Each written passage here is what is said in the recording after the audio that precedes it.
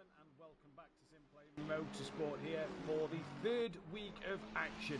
It is Zandvoort in Holland that is our destination today, and this should be an absolutely fantastic night's worth of racing. I'm your host, Mathew Duffin, joined in the commentary box, as always, by my partner in crime, that of Kelly Davies. Kelly, good evening. We're in for what looks to be a bit of a cooler night tonight, but still 32 cars, supposed to be 33. It's going to be a cracking lineup and a cracking night's worth of action. Absolutely. This is a strange little track. Lots of turns, undulations, so on and so forth. It's not very wide, hard to overtake. Track position is going to be key. I wouldn't go anywhere, anybody. It's going to be a great night's racing tonight. Yeah, it really is. It's going to be, I think, one of the best races of the season, because strategy is going to be the key here around this circuit. It has to be, Kelly, one of the toughest places to overtake. We go to places like Alton Park, we've got the Hungaro Ring, the middle sector of Hungaro Ring can be very difficult to overtake.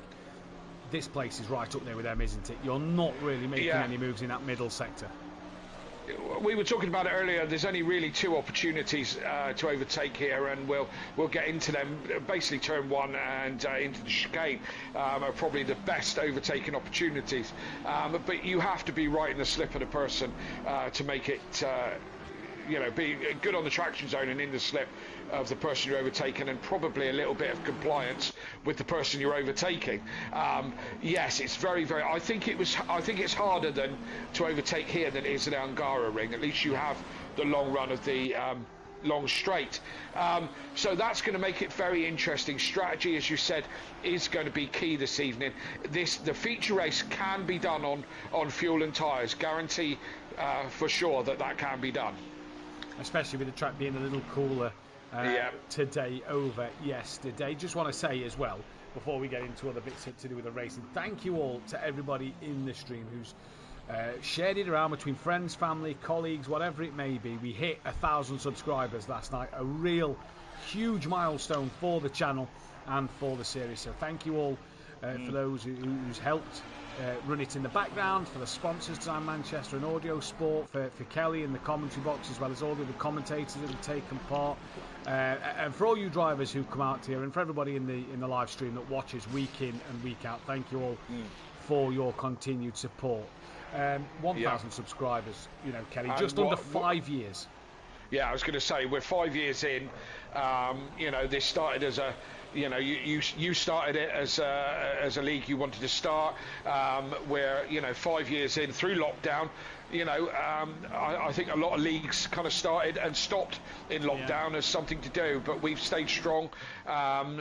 And built up this into a massive community, done great work for charity, and now we're at 1,000 subscribers, and just going from strength to strength. Probably the best console-based league in the world.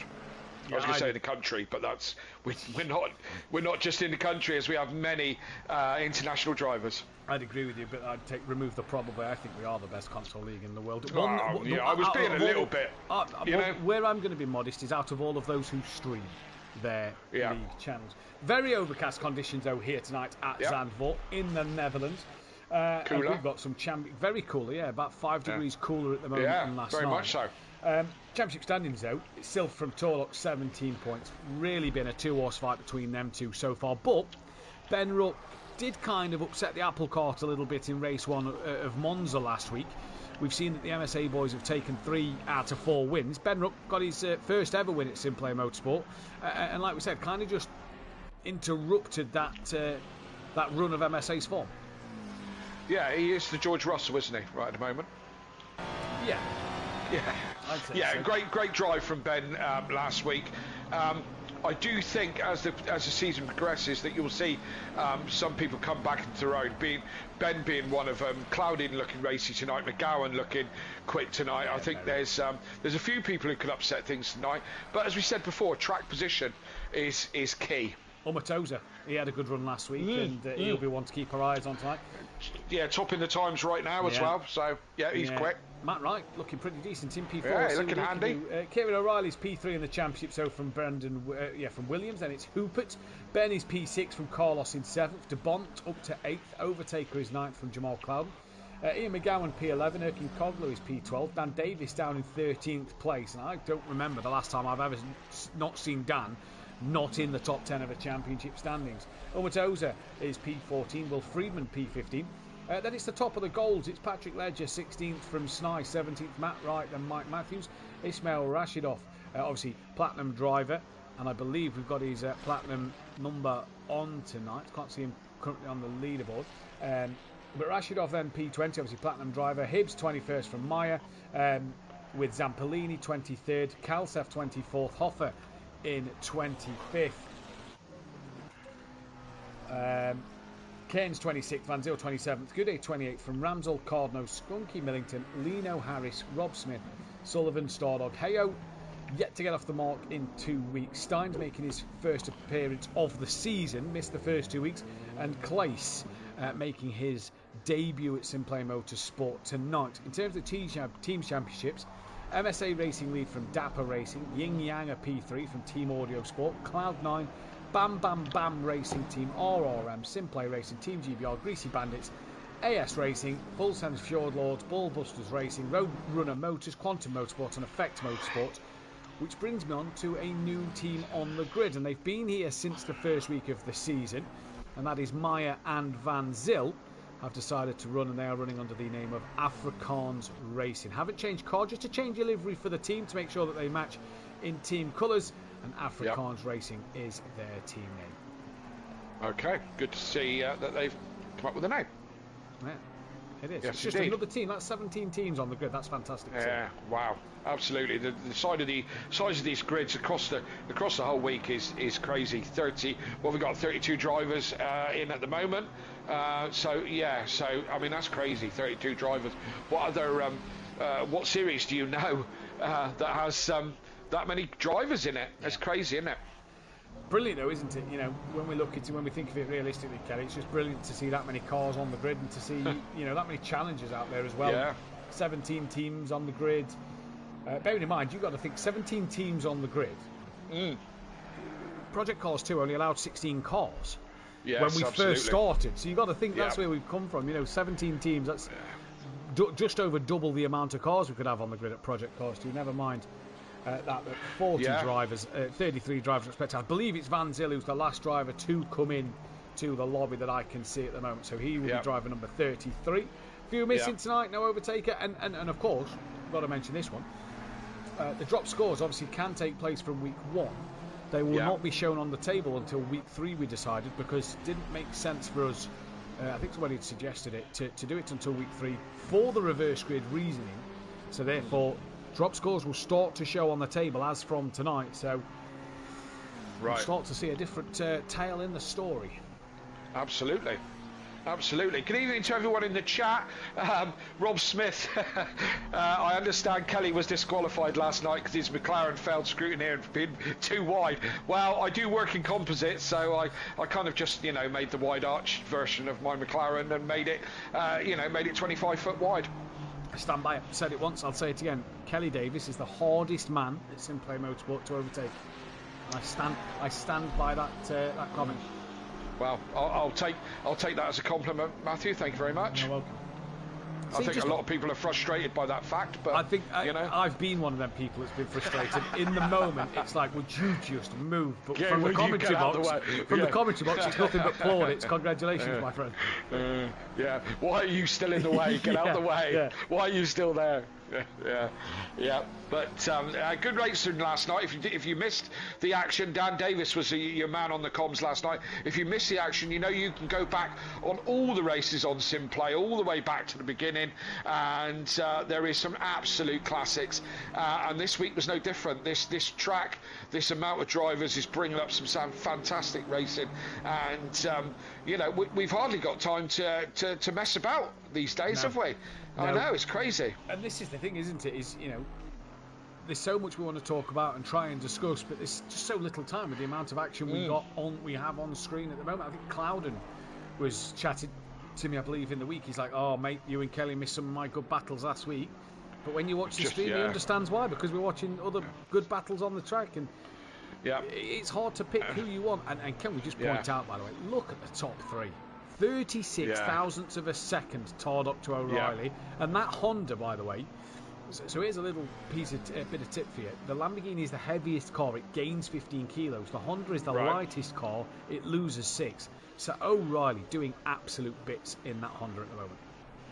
It's about getting this place hooked up. And, we may have already mentioned it in the first 10 minutes. Track position is everything, and it really is round here. But you've got to hook that lap up. You've got to. There's, it's not all about power this week. It's about, as I said, hooking that lap up and getting it just right. And I like this track. I'm a fan of it. I like the way it flows. But getting that perfect lap is so incredibly difficult. Consistency is massively key as well. I think that's the other thing to mention, is that consistency is going to be so important tonight. Yeah, that's consistency. Yeah, is something I have good. I'm consistently slow, so it's consistency. You're quite right. Is exactly right. And I think consistency across the board on all seasons, on all tracks, Matt, because the fields are so tight. Yeah. I mean, I had a little incident last night, coming together with another driver, of course, obviously his fault, and that kind of I lost 5-6 places, and it wasn't a bad one, I got turned around but got going quite quickly. 5-6 places, boom, gone. And a place like this, you can't get those places back. And how many times, Kelly, in the past have we said about Pro is you've got to be on the money in Pro to not lose that consistency. Pro-Am's very much becoming of the same manner at the moment. It's getting that way, mistakes, you pay for mistakes dearly, with a huge loss of positions. And look at Dan last week, do you know what I mean? The instant he had in turn 1, compromised his complete race. And tonight, the other thing is strategy. Strategy is going to be incredibly important tonight. It is indeed. And just to say as well, we will not mention fuel loads or what we see. We don't want to give it away in case people are listening to relay that back to drivers. We won't relay the information. That is down to drivers and teams to find that out for themselves. But we can see it, and it kind of lights our eyes up a little bit when we look at different strategies and different fuel loads, and we think, oh, okay, so does this mean you're going to do this? Does this mean you're going to do that? And, Monza was an interesting one. We saw with Oza, didn't we? He pitted around the halfway mark last week. And it ultimately took him away from Sylph and Tardock in that race win. Tonight, such a different circuit to Monza, and 26 degrees track temp. It's going to be tight. And, for me last night was my first race in the new format, so the 15-minute sprint and the 70-minute feature race. And, I was thinking about strategy, and, there's a couple of thoughts on strategy. 50-50 your fuel, change your tyres, run long, run the same set of tyres. It is doable. So there is a couple of different strategy options here tonight, and they'll all be thinking about it. The one strategy that it is for race 1, fill up with fuel, add 1 litre in the pit stop, go. Full, flat-out sprint race. Yeah, there's no point changing tyres in the sprint. No point at all. No point 50-50 in fuel, because the tenth that it'll cost you will just hurt you in this race. This is bang as much fuel in the tank as you can and go. Stein has missed the start of the race. Cody in the chat, I've just put the poll out. A vote on the way of Friedman, Rashidov, and other, I believe, is from Cody, and who says B. Rook for the win. Ben down in P10, that'll be a big ask for Ben. That would be a big ask. Now, we rushed it at the end, so let's get it done early. The grid order for tonight's race, done by John Gilley. Once again, fantastic little graphic that you see on your screen, really is beautiful. It is Rashidov on pole, from that of Will Friedman, P1 and 2. P3 on the grid will be Umut Oza from Dan Davis, P4 on the reverse grid. P5 will be that of Erkin Koglu and Ian McGowan. Row 4 will be that of Jamal Clouden and De Bont lining up P7 and 8. P9 will be that of Carlos, with Ben Rook lining up in P number 10 for the Audio Sport team. P11 will be that of Hoopert alongside Brandon Williams then in the Yin Yang Racing Mercedes-Benz. P13 for Kieran O'Reilly with Tardock P14, and P15 Sylph the last platinum driver on the grid. We then should have had Stein P16, the first of the golds, alongside him with Heo and Stardog. That has now changed. Obviously, everybody bumped up one in the gold category. Then it would have been Rob Smith and Lino lining up alongside each other before Millington and Skunky. Skunky looking a little quicker tonight as well. He'll be hoping for a good night's worth of points. Cordno and Ramsell 22nd and 23rd in the AS Racing Quantum Motorsport machine. John Goudet will be with John Goudet will be obviously up one. He's with Kalsef 24th and 25th on the grid. Kalsef will actually now be alongside Van Zyl, but it's Van Zyl and Meyer. The Afrikaans Racing 26th and 27th plays with Hibbs 28th. Mike Matthews 29th. Matt Wright from Dimitri Snai with Clace starting at the back on his own then. And lovely little grid order. Loving the new displays that John has got for us this season. I think it looks even better than last time round. It really is fantastic. I'm looking forward to this race, Kelly. Yeah, give us a race winner. Dan Davis. I can't believe you've just done that. I really can't. Fred Flanagan in the chat. Well done on your result last night, Kelly. Adam did mention that he was sure he could hear a whine from your fifth gear mid-race. So there we go. Obviously, referencing to Freddie, you'll pay for that tomorrow. There we go. Is that the guys from the Kawasaki? Yeah, that's Freddie from Kawasaki Centre. So not only has he come in the YouTube chat and done jerry can jokes, he's now made a fifth gear joke.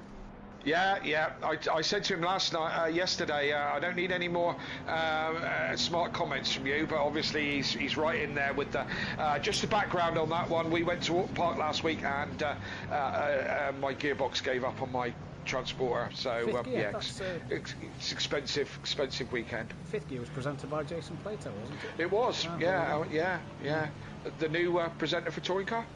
Yes, I think so. Either way, it's green and go here for round 5 of the season. It's a great start from the Porsche out front already. Dan Davis being boxed in by Friedman, and that of Ahmed Oza will jump back to Oza as Friedman looks to hang it around the outside gate. Great getaway up front from everybody. No yellow flags flying at the moment. Oza now looking side by side with Will Friedman in towards 2, now into 3. A great move up the inside there from that of, I believe that was the new driver up the inside of Dan Davis. Not sure who it was. Dan's hit the brakes there. That was Erkin Koglu, sorry, not the new driver of Kleiss. So Dan drops down a position. Friedman and Oza, though, still going tooth and nail. Yellow flag in the background. That's the 977 car. Not sure who that is. The 59 as well. But the Porsche has got away out front early doors. Rashidov doing wonderful bits. And Ahmed Oza up into second place ahead of Will Friedman. Dropping back down. Who was that 977? It was that of Kalsef and Millington. Have both got away poorly there then at the start of this race. But the Porsche, Kelly, left everybody in the dust. I was on board with Tardok, still am on with Tardok, having a bit of touchy-feely with his teammate Silth. No damage done, but they did touch a few times as they negotiated the first 2 corners, but they haven't gone forward particularly, or no one has particularly gone forward, because that's the nature of this track. Very interested to see how these MS boys are going to go with this. Look out for early pit stops. Look at Ben Ruck going up round the outside of the first part of the chicane to have the inside line for the second part. He's, I think, stayed ahead of O'Reilly there. So maybe just using a different line into the chicane. And Ben Ruck did very, very well through there. O'Reilly in the Honda, he's no slouch. Neither is that Honda. It's going to be interesting to see what he can do. Loses the most weight around this circuit. Interesting to see the different lines. Dan Davis straight away, as are MSA. They are diving straight into the pits. Tardok, Self, Dan Davis, all straight in, getting out the traffic they want to clear out. Absolutely, and Dan get priority on the I say priority, he's got no traffic in the way, so he can spot his marks perfectly, something I messed up a treat last night. So he's straight onto his marks, he can be in and out 3 seconds, and away he goes. Tardok also in, and Silth as well, and Lino as well in. All of them taking this, getting themselves into clean air. So Dan is going to be the first one out and into clean air. Tardok out behind him. They can get their heads down now and try and make this strategy work. But it's only a 15-minute race. It is indeed. And if you wanted to see how difficult and tight and narrow this circuit is, we're on board with O'Reilly at the moment. You've got Ben Ruck having a look on the back there of Duffin, just a little further forward, in towards this middle sector. Long bit of a sort of double right-hander coming up. You've then got this really twisty left-hand bend. Yeah, O'Reilly trying to take corner. a tight line in as Ben then understeers a little wide mid-corner, and there is just nowhere. It's either down into this part or at turn 1, your best overtaking opportunities, and O'Reilly's not close enough to have a look on Ben at the moment in towards the chicane. You're on with O'Reilly? There you go. Yeah, I was on board with O'Reilly, showing how narrow it was. Yes, are you still on board with him? I am.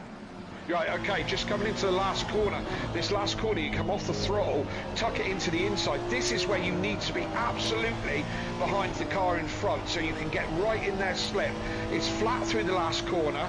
Ben goes into the pits. O'Reilly slips it. He was in his slipstream for a second, but then pulled out to get the run down to the first corner. This is the best overtaking opportunity, but you need to get alongside. If you're back, you're not going to dive in there. You've got to be alongside. It's going to be in the feature race. It's going to be more important because it's going to be very different fuel loads. They are indeed. A lot of drivers dived into the pits just a moment ago. Ben Ruck was one of them. So Dan Davis, net pit leader. Let's have a look at him. He's coming out. In fact, McGowan's just left the pit. So Dan, net pit leader, let's say. He wasn't in the lead of this race, but Dan comes out ahead of McGowan, who actually came out ahead of one of the MSA Ferraris there, and that, as the timing screens will update themselves, I believe is Tardok in the number 200. So Sylph a little further down the order than what he'd have liked. He looks like he's dropped behind a couple of cars, to be honest with you. But back towards the action, Hubert on the back of Carlos. And these GT3 cars we saw on Tuesday night in the GT4s, you could get away with a bit of side-by-side action around this circuit. But here tonight in the GT3s, not a chance. Good evening to Peaceful Stepdad and Benny in the chat. Looks like we've got the Ben Ruck fan club in the chat as well. And why not? Yeah, why not? Get them all in. He's the potentially the future champion. Sorry, Kelly, just noticing that Umut Oza leads this race by a second from Will Freeman. Rashidov in the Porsche has dropped back to 4th place, so not sure when that happened. Does anybody, though, decide to come and pull the trigger in the pit lane now? Yes, De Bont does. O'Reilly thought of following him, but doesn't. Carlos defending heavily from Hupert in towards turn 1 as Erkin Koglu has a look on the back of Rashidov. No can do through there for the pair of them, and they stay as they were. Line of stern. Skunky was within a tenth of somebody. That is now gone. That must have been De Bont as he crossed the line. So Dan Davis, net pit leader, as we said. De Bont, Smith and Van Zyl all in the pits. De Bont's now gone green, so keep an eye when he comes off the pit limiter. Dan giving Kalsaf a flash of the lights. Kalsaf pulling over. Very compliant there. I wonder if that's because he knows he's not in that race. Absolutely, he's not in that fight, and Tardok must have been slightly upset to see McGowan come out between him and Dan, because he pitted at the same time as Dan, so he's got McGowan between the two of them now. So at the moment, it's all got to update, but I still think Dan leads this race. Dan does, leads the pit stops. Dan is net pit leader, if we will.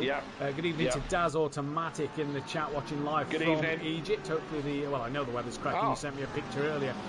Williams trying to head down after O'Reilly, who's chasing Carlos. He's been passed by Hupert, actually, so a bit of an overtake there for Hupert on the back of Carlos, but we're with Erkin Koglu at the moment, trying to hunt down after that of Rashidov. A lot of cars running the headlights, Kelly. It is dark overhead here at Zandvoort tonight. No threat of rain, thankfully. It is just cloudy here in the Netherlands today.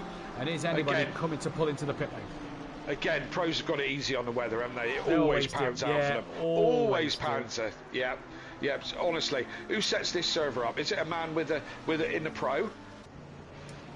Who sets the weather? It is indeed. But Williams came into the pit lane, so this is going to be interesting now. Cause I'm joking, of course. Anybody who took me seriously, of course, there's no adjusting the weather.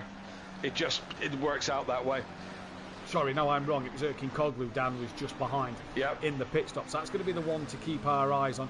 Kalsef now pulls into the pits. So Dan, with Williams leaving the pits, Dan gets ahead. Dan's not dropping McGowan at the moment, is he? McGowan had a great Tuesday evening in the Ginettas.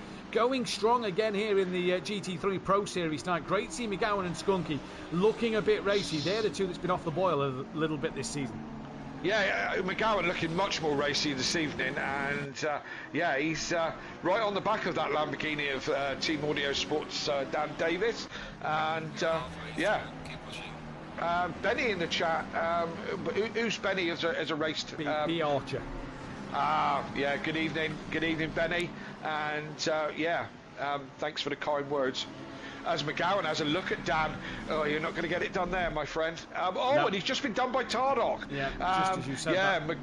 McGowan got all up on the curb, and that gave...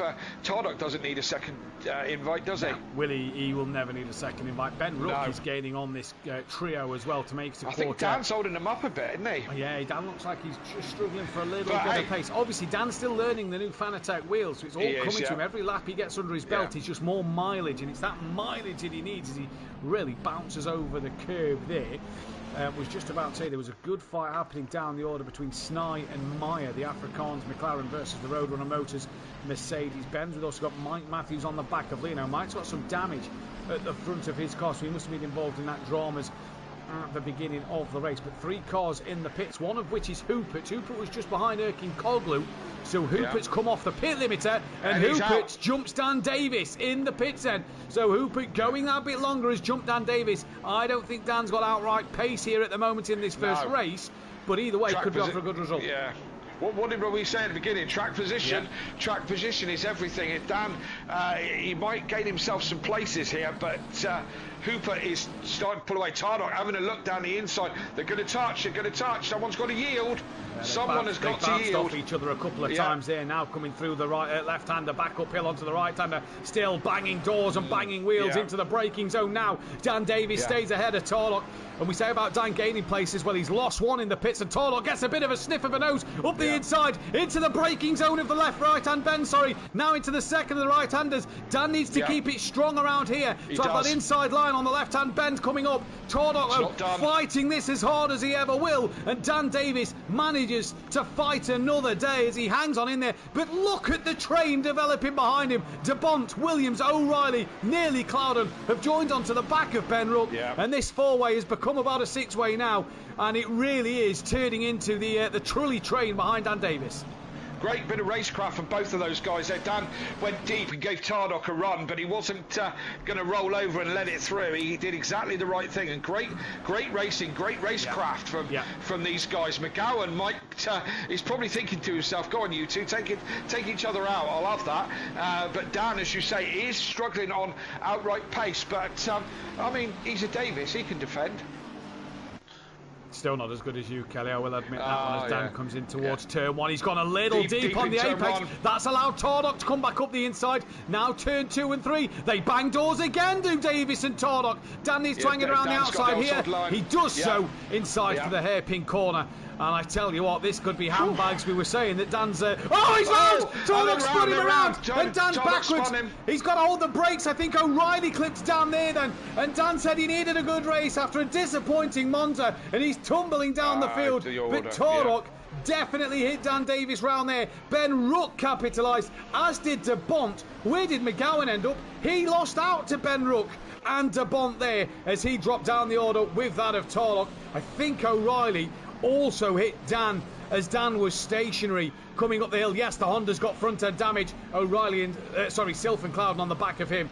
But again, just goes from bad to worse. I said, Kelly, it could have been handbags. I'd say so. It could have been handbags. It was handbags.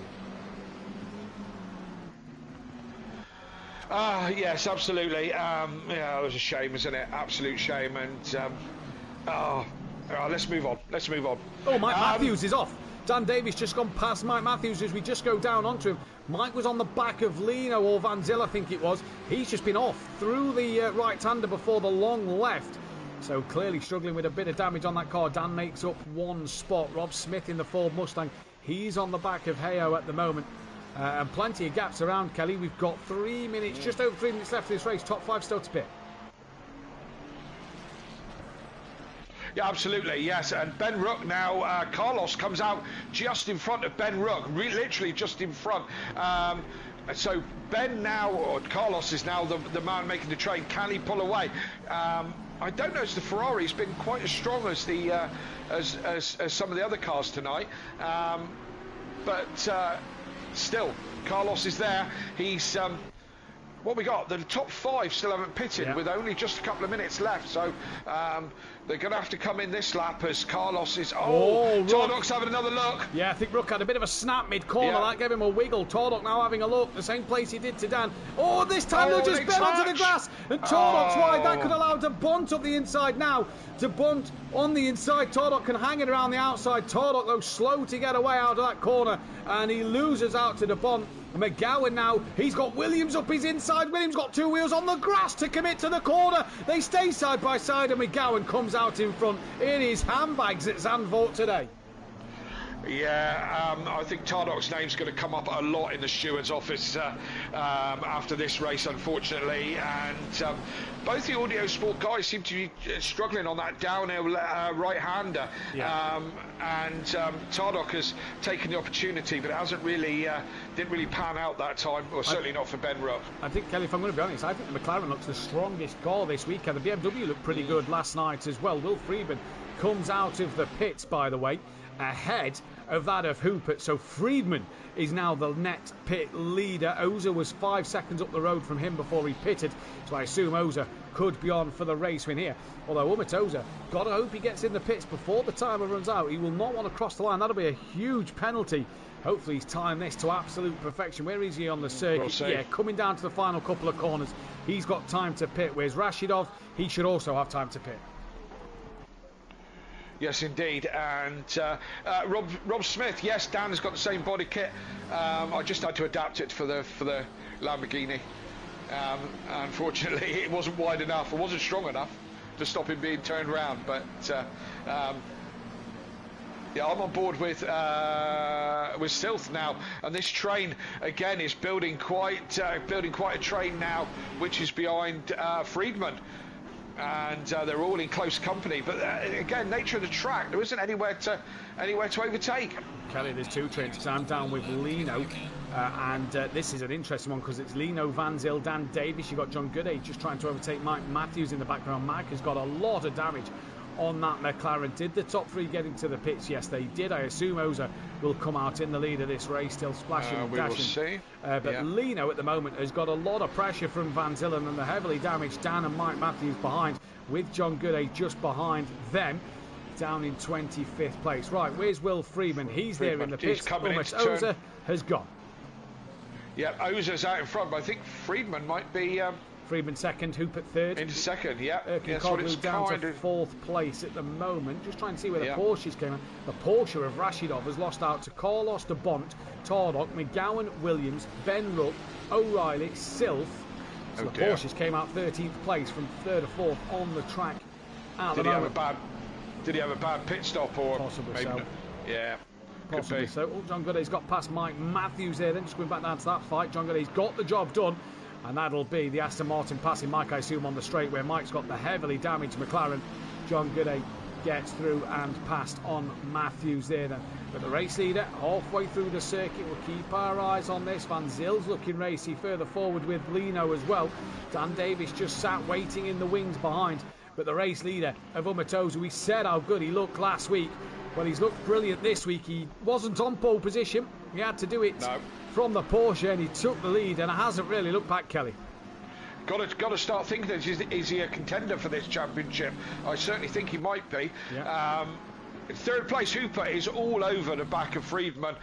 We're just about. Are we going to go another lap? Probably not. No, this is it. This will be the final lap of the race. Umut Oza round the final corner now, and what a start to race 2. Round 5 of the season's going to go the way of Bam Bam Bam Racing. Umut Oza takes the win. It's then going to be Will Friedman finally on the podium from Hupert. Erky Koglu 4th place. Great result for the Bam Bam Bam team.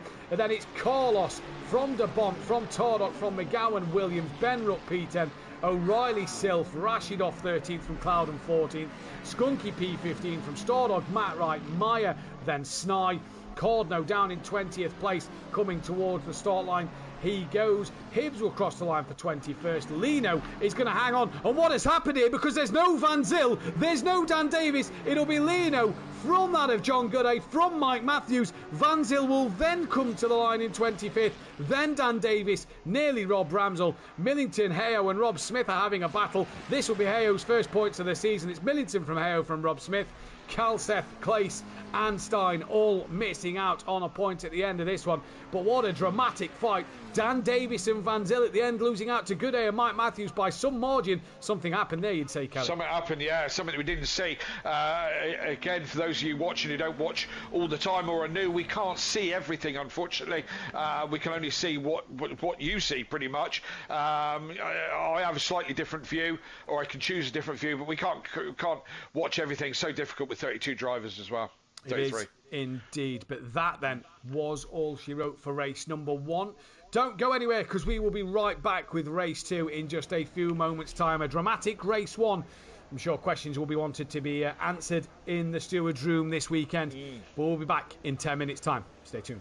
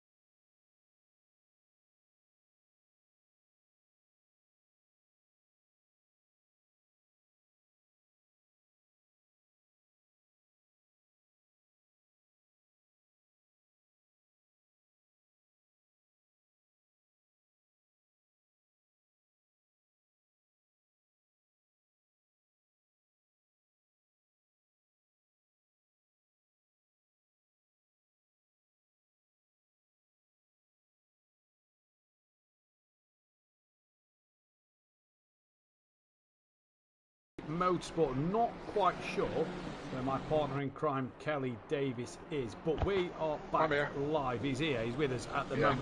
We have lost Will Friedman, headache making him, causing him to feel sick, so he will not be back. We've also lost another driver, not quite sure who at the moment, so we'll work that one out as we go. But Will Friedman under the weather. Hopefully, Will, you come back stronger and get better soon, buddy.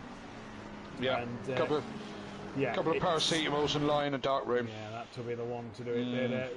Absolute chaos at the start and end of that one. The 15 minutes there was dramatic, Kelly. Yeah, it absolutely was. We knew it would be. It has been all week. It's the nature of this track. Difficult to overtake, windy and all the rest of it, not particularly wide. But this is a different challenge now. We're obviously in qualifying, so that's obviously the challenge of qualifying. But the next race, the feature race, 70 minutes, strategy is going to be important. It can be done on one set of tyres. A handful of people did it last night. It can be done on full fuel and on one set of tyres, giving you a 3.5 second pit stop if you can make the tyres last. Which I think tonight, more so than last night, absolutely. A lot easier. It's a lot cooler tonight. Yeah, absolutely. Last night. We missed the drama before we came back on air, by the way. Ismail Rashidov in the Porsche came out of the pits, had contact with another car, spinning both around at turn 1. Look at the yellow flags, Kelly, at the end of the lap. The 741, who is that?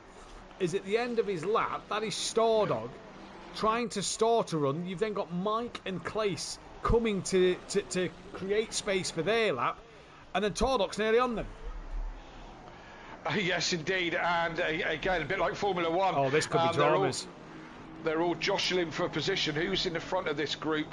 Tardog's the leader of the group. We're on with Tardog. And we can see that the 444 isn't yet at the final corner, and Tardog's at the final couple of chicanes. They're going to have to get a move on here because Tardog is on a flying lap, and this will be impeding a driver on a flying lap. It looks like they're all starting the final run now. Oh, hold your breath. We said, Kelly, on the smaller, quicker circuits that the traffic could play a problem. You imagine the extra 2 cars that aren't here at the moment, which is Friedman and somebody else. That could have been a bigger problem. Absolutely, and a new rule this season, you're not allowed to overtake in the last sector if you're on a qualifying lap. Is that correct? I am correct with that? That is correct, yeah. So all jostling for position. Look at the track map. Look at it. It's full. It's crazy, absolutely crazy. It's quite beautiful, though, Kelly, compared to the 12 or 13 we had at the end of last season. Yeah, absolutely. Although we're only 3 seasons in and 3 rounds in, and let's see how many drop as we go through and how many egos are deflated when they know they can't win a championship. We will see. Hopefully we will keep these numbers throughout the season, and I do hope so, because it makes for some great racing. It's been brilliant so far, as we can see Erkin Koglu coming towards the line. We're just trying to get as many drivers on board that we can get, sorry, not on board, but drivers that we can see crossing the line, start a flying lap as possible. Van Zyl now towards the line. Where's the 121? That's Rashidov, who's coming to the line now. And this has been an immense day. And we said, didn't we, the tighter circuits, the faster circuits like Zandvoort, qualifying is going to be all about that track space, and there's not a lot of it out there at the moment. No, indeed. It'll all change next week. We've got a much bigger circuit next week. Let's not worry about that too much now, because, as I say, qualifying is like, wow, lots of little ants going around the track. Yeah, it is at the moment. 741 of Stardog comes towards the line. He posts a lap time on the 441 of Clays comes to the line. So it's only Lino and Meyer who haven't, in fact, Lino, Meyer, who haven't a lap time, and Mike Matthews, for good measure, who also hasn't done a lap time. So your running order at the moment is Tardog from Williams, but Williams coming to the line, 0.02 of a second. No improvement for him there. Dan Davis only half a tenth off the pole of Tardog at the moment. A very jumbled grid, I'm going to say here, Kelly. De Bont fourth at the moment. I don't think a lot of people would have expected that. Dan third, maybe not at the sharp end yet for Dan learning the new wheel. We've got a few of the Platinum drivers down the order as well. Kalsev leading. He was. Sny's now just taking that pole time. We're on board with Dan. We're going to stay with Dan for a moment. He's half a tenth off of Tardog's lap time. Let's see what he can get and if he can work his way up the grid a little bit more as well. Yeah, he's coming through to cross the line now out of the last corner. Traction really important as you go across the line. Does he improve? No, he doesn't. Not yet, but he's in a good position at the moment. If he stays there, it's trying to find that space for a lot of these drivers. And that seems to be the biggest problem at the moment, Kelly, as Ben Rook moves up into P3, demoted. Dan de Bont goes provisional pole at the moment. What a heck of a lap time that was from de Bont down to the GT4 teammate. Come on, Mara. He moves up to 24th. Good lap from Rob Ramsell there as he gets immediately demoted back down to 25th. Kieran O'Reilly stays P10. Mike Matthews now shoots up into P8, only 3/10 off the pole. Hello, Mike Matthews. He's come to the party to have a play.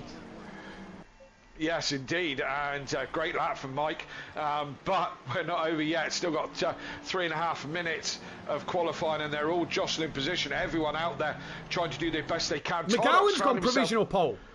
Yes, he has. We said he was racing. Williams goes quicker, making a good job in that Mercedes. Wow. That is not a great car, that Mercedes. Not a great car at all, and he's really making it work. Not just here, all the season. Williams. Yeah. With a 34.9, he is absolutely flying. Oh, as Oza goes just 2/10 behind, and look at how it's starting to tumble now, Matt. Times are coming down, Kelly. The track is getting quicker. The times are coming down. We're going to go on to car number 3. I just want to point your attention to Benny in the chat. He says, excuse me, Mr. Duffin, what's the rule on the pit lane exit on this track? Are we allowed to cut across the broken line if no traffic is coming out? I believe you are allowed to cross the broken line, not the solid line. Robson was saying you shouldn't cross the line, but if no one is there, it's not an issue. If you cause an incident, you have crossed the line, it's a major penalty. You cannot cross the solid white line, is my belief in the rules and regs. I totally agree with that. But the dashed one, I believe, is fine to cross. You can't just immediately pull onto the racing line, obviously, if traffic is oncoming. Dan's gone within 1/10 of Williams now, so he's flying. Tardoc's been in and into the pits and has obviously got himself either a little bit more fuel or a fresh set of tyres, and he's now 6, half a second nearly behind. And where's Silth in all this? 11th. Yeah, crazy times at the moment. I'm trying to keep up with who's coming towards the line. Well, Williams is next to the line. It's the Honda that's currently on pole. I dare you to say a bad word about it, but the Mercedes-Benz coming round the final corner. Not tonight, you haven't. All night? Coming round the final corner, and no improvement for Williams this time around. Who's next to the line? That is the 441. That's Hooper, who goes up to 5th. John Gooday was the car behind him, so we'll try and pick him up. John Gooday stays P19. Car number 17 is Oza. He stays in P4. The 57's then next to the line. It's so many cars, so little time. And Snide stays 14th. 59 next. Tardoc's trying to find himself a space. He's back right off it actually to a standstill, but not in the last sector, so that's all good. But he's still got... it's only the last sector on the outlap of the lap, Kelly. It's fine in the normal qualifying. It's the outlap of the qualifying. The problem for Tardoc, he's losing a lot of qualifying time. He's got to get the space, but everybody else, he's got to adhere to the rules. Everybody's on a fast lap. He's now going to have to yield for Ben Rook to get past him. I think now is his best time to go. Let Ben pull a bit of a gap. You've got a bit of a gap behind you. He has got quite a big gap behind him then. To Williams would be the next one who's quite a way back. So Tardoc could have done this to perfection. He may have also cooled his tyres too much, but he's now coming up to the last corner, so it's going to be a final run for Tardoc. He's got to make it all happen in the last dying moments of this, so we're not done yet. We're not done yet, not seeing many improvements out at the back end of this session. Here comes Williams rounding the final corner now. The grunt of that Mercedes should really pull it down the straight here. Green flags are a-waving. A few drivers in the pits. They've done for their last runs. Williams doesn't improve there either. We await for the 4-4-1 of Hoopert. He has got another run. So will Hoopert, who comes to line, no improvement. Clouden, just makes the line with 3 seconds to go. First car to finish will be that of Snide. Ben's in the pits, Carlos in the pits, Goudet and Rashidov we can see in the pits. There's many more as Snide moves into the top 10. Next car, Dan Davis, needs to find 2/10. This is his final chance. Yes, indeed. I believe, was it Clouden was the last one across the line? I mean, the blue 36 car is blue, so he's ruined the lap already. No, it may not have ruined the lap. It sometimes stays blue if you haven't set a flying lap since you've been in the pits. So him and Tardoc are both blue, but are possibly on a fast lap. Meyer stays 15th. We're going to try and find the number 15 car. who I can't quite see at the moment. Let's pick up the 664. That is Adam McGowan. He's had a good qualifying so far, but we're looking to find a little improvement on P7. Goes up to P6. We go down to Rob Ramsell, down in 30th place at the moment. He stays 30th place. Is that Mike Matthews, I believe, crossing the line? It was. He moves up into the top 10. Good lap from him. What has Tordock done, though? He's P8 at the minute. Yeah, P8 at the moment. Is he across the line? No, he's in bailed. the wall. He's bailed. In the wall. Yeah, so absolutely. That is game over. 8th place for Tordock. Sylph is 14th. But oh no, it's not Sylph on a lap. It's Kalsef who's coming to the line now. Down in 21st. Does he find any more time? Stays P21. Hoopert needs 4 attempts to take the pole. O'Reilly improved at the end as well. Hoopert stays in 7th place. What about Jamal? 16th place. Bailed to the pits. Jamal Clouden will not improve, and it will be Kieran O'Reilly in the majestic Honda that takes pole position. Absolutely, and what a great lap, what a great lap. Where's those MSA boys? They've got work to do. It is a long race. It is a long race, and strategy is going to play an important part in this. But it is the Honda on pole, and I've always got nice things to say about Honda, and I've said nothing bad about them tonight at all. No, you actually haven't. No, and it's I haven't. Refreshing. No. I've risen above it, Matt. Well done. Good for you. It's taken 2 weeks to learn, but good for you. 2 weeks to learn. It's taken you 15 seasons. So your top three is looking like this. O'Reilly, Williams. I got to take my hat off to Williams. I think that Mercedes is about as much use as a chocolate teapot, and he's making it work. I may be in the minority, but it's not a popular choice, is it? It's not a popular choice. No, you're right, but I think it's got. But he's making it work. Yeah, I think it's got. I think it's like the Honda, Kelly. I think it's got enough about it to win races and take pole positions. I think because it's not the most popular car, I think people look at it and go, "Whoa, that's brave choice." Yeah, well, I certainly do. So, hats off to Williams for making it work so well. Dan Davis in 3rd place, another strong position to start this race. Ben Rook, Oza, race 1 winner in 4th place, and then Ben Rook in 5th place. McGowan, as we said, looking racy this evening in a strong 6th place. Hooper in there, Tardock, first of the MSA boys, in 8th place. Not going to be happy with that, but you can't be brilliant everywhere. So, rounding off your top 10, De Bont in 9th, and Mike Matthews. Strong effort for Mike there. The top silver runner. Is it silver? Yeah, it is silver, isn't it? They call it. No, gold.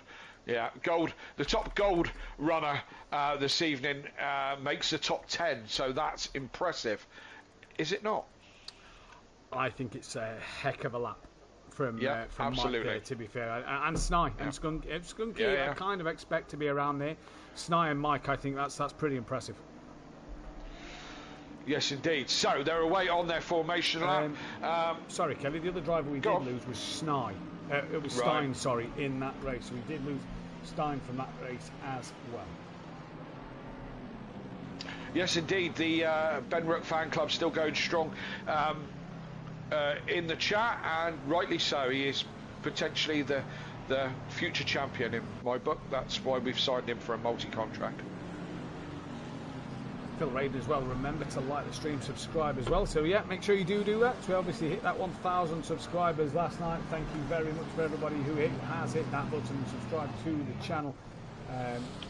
It's been a mega effort. Like we say, 5 years we've been doing this. In 2 months' time, actually, it's the back end of August, 27th of August, I believe it was, that we'll be going 5 years. So what day is that on? Actually, is that on a? No, don't know. It is. It's a Wednesday night, so it'll be a Pro-Am night, our 5-year anniversary. And what track will that be? Oh, would we love it if it was a Hungaro? I was thinking more like Donny. It's not. It will be Valencia the week before Donny. Oh God, well, I won't be at that one. But great effort, 5 years, still going strong. The world's premier console-based league we are. Tell your friends, or better still, get involved. I know there's a few people out there sniffing around the idea of getting into sim racing. It's not, you don't have to have huge expensive equipment to get involved. You can just do it on the pad, like the likes of Overtaker and a Champion on the pad. Your pad being your normal PlayStation controller, or Xbox, but you could. Or Xbox, yeah, absolutely, yeah, because we're multi-platform as well. Xbox, it doesn't matter. We don't discriminate against Xbox users. We shouldn't. We've got more of them than we have PlayStation. Well, I know we have. I'll get lynched if I start dissing the Xbox. Don't start a console war. PlayStation is better, of course. But we've got Xbox users as well. We tolerate all sorts. So multi-platform, multi-console, all that. But you don't need a lot of money to get involved in this. You need the game, obviously. You need the machine, obviously. And as I say, you could use just a controller, but a wheel setup is quite. You can get a Logitech, which is a good starter wheel and would get you involved if you fancy it. So come and have a go if you think you're a bit of a driver. Indeed so. But round 6 of the season for the final time of Zandvoort this week, we are going to take to the start line. We head to stateside for the Circuit of the Americas next week. It's looking hot there, and it's going to look hot here. Race 2's underway, and Brendan Williams has got the better start. Dan Davies pulling ahead of Oza as well. He's got nowhere to go though, because O'Reilly in front, and Oza was still there to the outside line. He goes of turn 1. Williams got the jump on O'Reilly at the start. It was a great start. We're watching that of P2 at the moment. Might even drop back down to P4, 5 and 6, because that looks a tasty one. Dan and Oza side by side. Oh, Ben Rook has been speared by McGowan, and it is carnage in the front field, and there is cars everywhere, Kelly. Yeah, Tardok got involved in that. I was on board with Tardok. It looked like McGowan hit the back of Ben, and that caused chaos for everybody, dropped back a few positions for everyone as it all starts. There's another one off. Ben's off again. Who's that? Ben's off again. That is one of the Afrikaans Racing cars that I saw off there. Heyo still not moving at the moment. He's going now. It is the 87. I believe that is Maya, who is the other one that is off. And what a treacherous start for Ben Rook in this race. Just waiting for them to all come through the first sector. 87. It was Van Zyl, not Maya, sorry. So Van Zyl there getting caught up in an incident as well. The 31 has now had a moment. Not sure who the 31 is, but Williams leads from O'Reilly out front at the moment. Third place is Umatoza now. Then it's Dan Davis from Hooper. Mike Matthews climbed up to 6th place from 10th. Tordok Snipe from Skunky, Erkin-Koglu, Carlos, Maya, De Bont, McGowan's down in 14th with a bit of damage. Clouden, Sylph down in 16th. Rashidov, Kalsef, Cordno, Kleiss, Stordog, Matt Wright, Ben Rook, John Gooday, Lino Ramsel, Millington, Smith, Van Zyl, Hibbs, and it was Hibbs who was down the order 31. Heyo down in 30th place, and Van Zyl down the back. Oza. Sorry, Matt, that's it. Oza, he clipped him in the first corner. So Dan tumbling down the order, as is Oza's gone right back behind Skunky, 10th or 11th place now. So a bit of a disaster there. Is Dan still struggling to break this thing? Still struggling possibly to so. slow Dan it is down. slowing right down here, and he is waiting for Umatoza, I feel. And there he goes. The problem is, where Dan's letting them through is a bit of a tricky place, as Erkin-Koglu nearly ploughs into the rear of the Lamborghini, and he's lucky to avoid the back of Dan. They're side by side coming through the sweeping right-hander, and that was I understand why Dan's let him go, but in a place where everybody's full throttle, that seemed a little dangerous. Dan, though, and Erkin-Koglu managed to come off okay. Yes, just about. Coglu was all over the shop and, kind of got away with it. But, I mean, giving the place back is only polite these days. It's no guarantee of not getting a penalty. It's only a polite thing to do, where in previous times it would have saved you from a penalty. It's no guarantee of it. If Oza wants to put a ticket in, feels unfairly treated, that it was unfair, then he's got every right to. But Dan doing the gentlemanly thing, as he always does, all of a lets sudden, him back through. Sorry, Kelly, all of a sudden, Mike Matthews is running in a solid P4. He certainly is, with a long way to go. But that is... Long way to go. You compare that to the first race back of the pack, damage on the car, struggled to get into the top 20. There's a car in the pits, and I believe I've just seen Sylph coming into the pits. No, there's someone else in there. The 87, so that is Van Zyl's in the pits. Sylph is now in the pits. He must have some damage on that car. Yes, must do. And was he not involved in one of those first lap incidents. Possibly so. Williams is out in front, and him and O'Reilly are dropping Hooper just a little bit here. Mike Matthews in a solid 4th place, but he's got Tardock all over him like a cheap suit as they come down to the bottom end of the circuit, and Mike's got to defend like a Davis, I suppose, to try and we were talking about this off stream, and Mike is a good defender, to be fair. So he said he'd give you a run for his money, I think. He Kelly, did say that on word. So go on then, Kelly. Go on then, Mike. Put your money where your mouth is, and let's defend from Tardock. I defended for about an hour and 10 minutes from Lee last night, who gave me a run, and Rob Smith gave me a run in the first race, and so come on, Mike, let's see how you get on against Tardock. Don't want to jinx him, want to see him go forward, you know. Furthermore, we'll be bringing back the name for Mike Matthews, so we don't jinx him. Dan Davis on the back of Oza once again here. A couple of trains forming. Oza not quite on the rear of Skunky on the back of the Mike Matthews train. He's got a little train of his own as he tries to get back going. You just wonder what damage on the rear of that McLaren may have sustained from being tapped by Dan. There is still a call. That's Rob Ramsell now into the pit lane as well. And Dan just pulling to the outside line, getting stopped into turn 1. Erkin-Koglu nearly in the boot of the Lamborghini. Carlos went very, very deep. That could have allowed Maya. No, not close enough. Tardock having it's all over the back of Mike Matthews. He's got to run up the inside, but Mike's got traction. Mike running the one-off Audio Sport super wide body kit and keeping Tardock behind for now. But this one's it's gonna be a hard task to keep Tardock behind for a long time. To be fair though, Kelly, Tardock's coming under some pressure from Dimitri Snai in the Mercedes-Benz. Snai pulls out, has a bit of a look there, did Snai on Tardock there. He's fancies his chances. He's been working hard in the off-season as Snai's really coming good, isn't he? P3 in the Pro-Ams last season. Really looks a strong force to be reckoned with in the future. He really has as well. Rip my ribs, he says, damn man, I got to get my wheel fixed so I can get back into the sim ring. Indeed you have, get your wheel fixed, get a part of SimPlay Motorsport. As Snai putting Tardock under pressure. What Tardock seems to be good at the minute though, Mike, Kelly, Tardock isn't allowing Mike to escape. He certainly isn't, no. We haven't got any what we think is damage for the first pit runners, unless Silth is going for an alternate strategy to try and move forward. But Snai now looking at the back of Tardock. Tardock moves to the one side to defend that line, moves once, stays in the braking zone, doesn't move again. Snai having a look up the inside on the exit of 1. Mike Matthews still holding up this train, doing a fantastic job out in front of these two. But Snai looking very racy, isn't he? He is looking very racy, and he's keeping Tardock honest. I think Tardock, as much as he's kind of keeping an eye in the mirror, as we have had a couple of pitters, Jamal Cloud and Matt Wright into the pits, as is Maya and Bond. I'm surprised we haven't seen Dan Davis come into the pit lane at the moment. He pitted early in the first.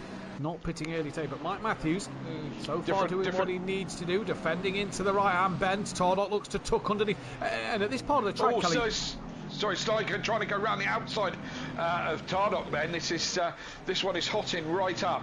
I was about to say there, as Snai was going around the outside, I was going to say that Tardock going up the inside of that corner isn't necessarily the best thing, because it then becomes a left-hander. So if Snai had got it round the outside there, he'd have put himself in a prime position to go around the inside line for the next part.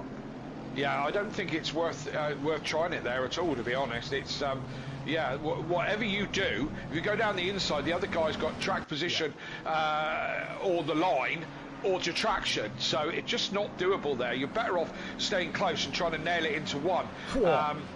Bit of a snap there from Tardock, then coming through the Mike went a bit wide as well. He did a little bit. Tardock may have a run on him here. That's Erkin-Koglu in the background. I can see peeling off towards the pit lane. It was a 6-car train. Dan Davis looking to attack the back of Umatosa, then goes to the right, comes back to the inside line. Does he get it stopped this time? He doesn't. Pushes Oza wide, and his teammate Erkin-Koglu into the back of him. And Erkin-Koglu off the track he goes. Carlos gets through, and Oza disgruntled. A flash of the lights there to Dan Davis. Dale $8 short, Kelly on the brakes. Yeah, I think Dan's still struggling with this brake pedal. We're presuming. It's not working out for him at the moment. Needs to change some settings or do something like that. We've still got to see how the strategy plays out with this one. I've got to take it back about the Mercedes, haven't I? We've got Williams out in front, doing a cracking job with the Mercedes, and Snide easy the top silver runner. Oh no, sorry, Mike's top gold runner. Gold runner. As they both lap Heyo and Snide only just gets past the two gold runners doing very, very well at the moment. With Mike doing a cracking job of defending. I'm proud of that boy. Well, we've just jumped down to P14. John Goodey was looking to make a move on Calsef a couple of corners ago in the Aston Martin. Great to see an Aston Martin in the Pro Series. We had a few the other season. They've kind of fell by the wayside. John sticking to what he knows from Pro-Am last year, giving Calsef a hard time. This is for 15th and 14th place. Matt Wright is the leader of the pit runners at the moment, and is some 7 seconds off the back of Hibbs. But John Goodey at the moment looking a little racy with Calsef here. And if you're wondering, John doesn't normally run the pink wheels. There's 2 seconds. Calsef into the gravel, coming through the penultimate corners, could allow John a run down the start line. That is obviously the pink wheels for Rob Smith's daughter. A few of the drivers gone with the pink wheels last minute, who's cancer free now, which is great to hear from Rob Smith. Absolutely. As John Goodey, before we get back to that of Rob Smith to the outside, doesn't think about doing it, tucks back in behind. Skunky now joined the party at the front. He's now on the back of Snide, who's on the back of Tardock, who's on the back of Mike Matthews. Dan is closing on them fast as well. Just taken half a second out. Snide has a big slide moment. Pretty much sideways through the right-hand band, coming downhill, and Snyder just pushing it a little bit now, where he's just losing touch with that of Tardock. But O'Reilly out front, look, fastest lap of the race in that Honda, gaining back on the Mercedes-Benz. Clouden is a lap down, but Clouden, has he pitted? He has pitted in this race, so Clouden is a lap down and has pitted, so that will explain why he's a lap down. Yeah. It'd be, I think the popular strategy is either going to go 50-50 or long. That's I think is going to be the two popular, very popular strategies. I've seen a few 70-30s knocking around. Yeah. So, interesting one. Yes, indeed. As we said earlier, it is doable on one set of tyres. It's a bit cooler than it was last night. Oh, Goudet. Sorry, Kelly. Goudet to the outside of the chicane. That's the inside for the second part. Him and Calsef side by side. Contact made by the pair of them. John Goudet giving a flash of the lights. I think that's rightly fair from John there. Looked like Calsef just come in on him a little bit. Calsef has a moment. Penultimate corner. They're side by side into the final corner. John Goudet squeezes ahead now. Great move from him. And look at Claes. All of a sudden in the McLaren, gets the run on possibly the pair of them, side by side with Calsef coming into turn one. A great fight for 14th place on track. Goudet through, Claes through as well, and Calsef there losing 2 places. Yes, indeed, all action up and down the field. Skunky's dropped off the back of this battle a little bit, and now has got Dan Davis for company. And so Dan's starting to pick up the back of the Mike Matthews train, so Skunky might be looking in his mirrors a little bit more often. Hang on a minute, Kelly. You say the train of Mike Matthews, but Tordox just fell off the back of Mike a little bit, and has Snide back for company now. Is it? I don't think we've said it yet this season, but ebbing and flowing is the word I'd like to use, or the phrase. Yes, absolutely. As Dan has a power slide moment on traction, which is not helping his cause. He needs to keep that all in check. But they're still really close. These 5 now. Oza is now the next one who's a couple of seconds back. Is he going to be able to cruise up to the back of this battle? Mike doing a cracking job of defending. Proud of that boy. Lost a couple of drivers in this race. We're down to 28 runners now. I think Silf is still in this race. So Silf hasn't retired.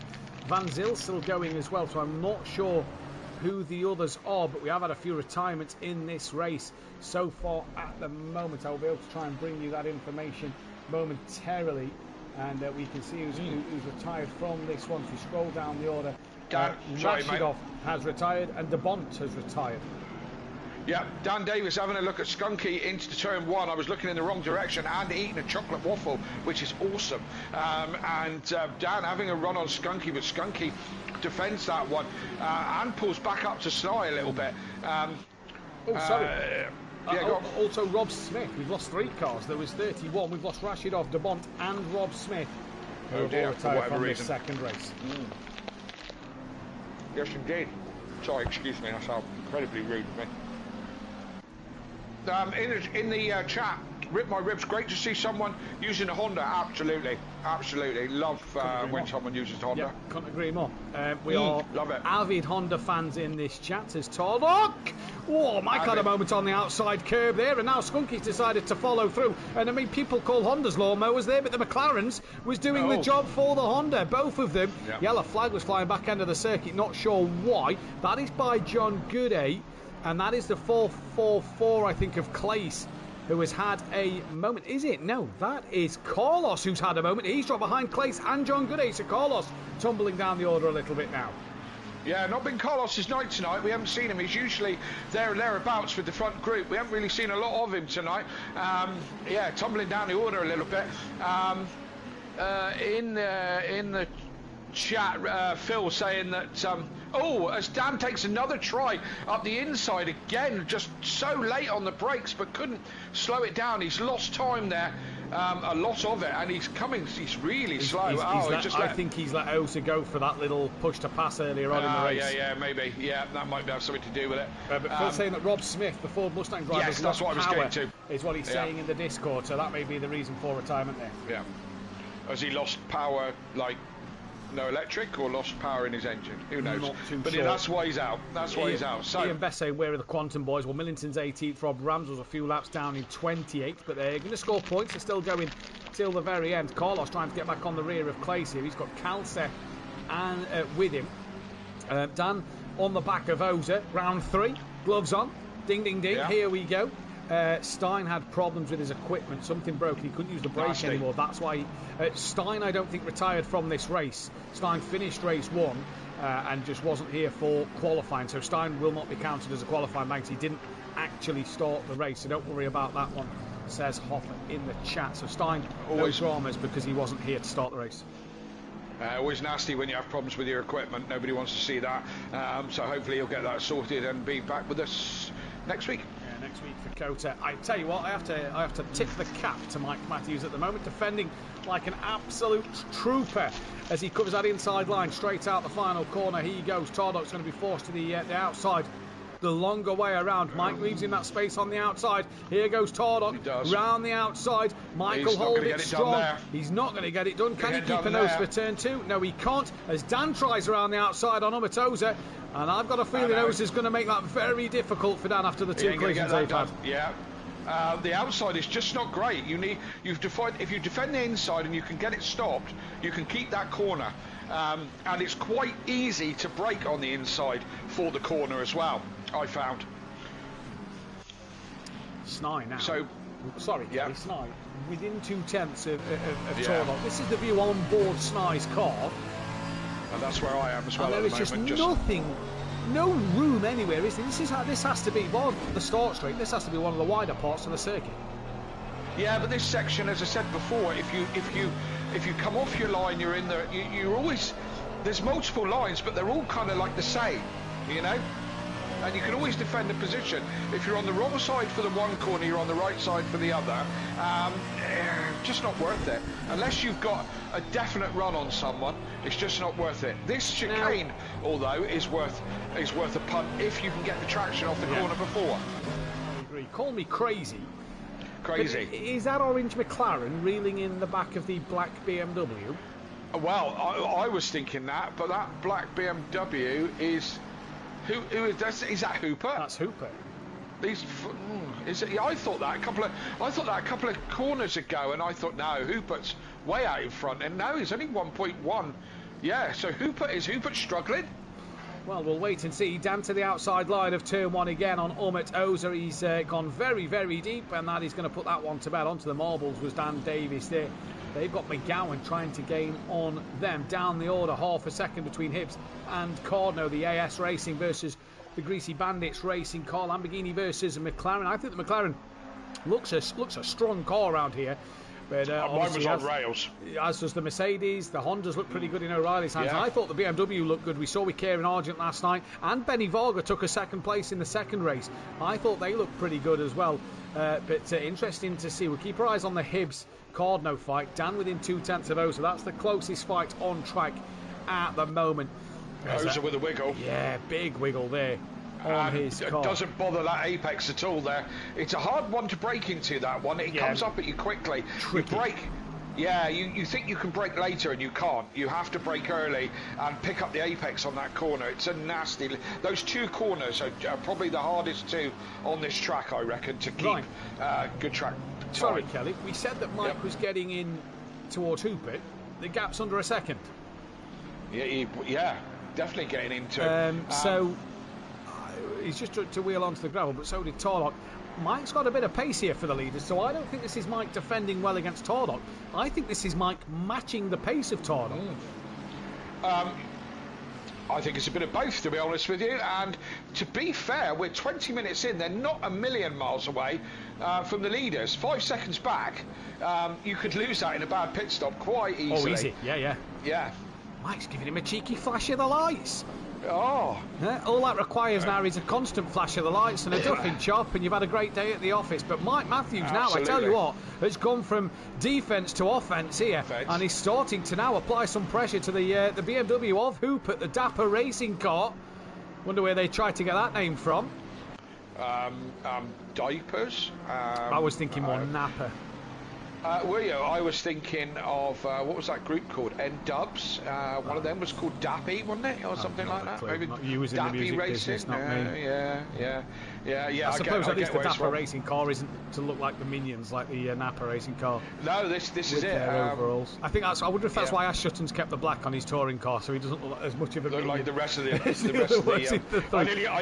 I nearly said a naughty word then. Yeah, the rest of the Minions. Yeah, absolutely. Mike Mathews looking to the outside line of this chicane, Kelly. He's having a look and tucks it back in. Just got it out of line there. Compromised himself. Compromised his line. It was never going to go round the outside in that chicane, and he should know that. All he did was compromise his line. This is where he needs to be, right up behind him. You need to be touching the back of that BMW as you go through this corner. This is a flat corner until the tyres start to give up. Well, Rob Smith just said about the tyres. Hooper said in Discord earlier on that the BMW was eating its tyres around here. Could be. Well, there we go then.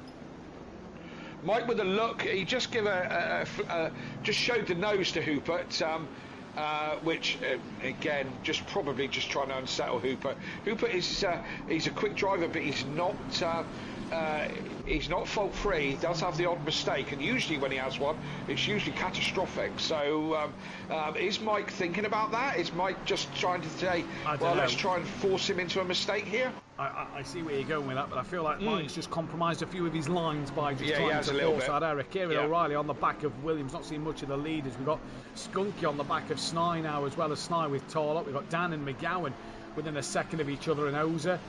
We then drop back down to Hibbs, who was on the back of Cardno. He's lost a bit of time recently there, though, but we'll go back to that Hooper Mike Mathews fight with featuring Tarlock, Snye and Skunky at the moment. Yeah. Massive collaboration on this one from Hooper and Mike Mathews, but a real train developing, and I think these are all here on outright pace. Nobody's really defending hard. Yeah, because look, they're dropping Oser and Dan. Dan can't get round Oser again, as he's given the place back about 9 times already this evening. And they're just dropping back. Look, 3.5 seconds. Skunky has a bit of a wiggle. I think Skunky just struggling on traction as well. But the train leader now is Hooper. Oh, Skunky with another moment. Again, I don't know if he's 23 minutes in.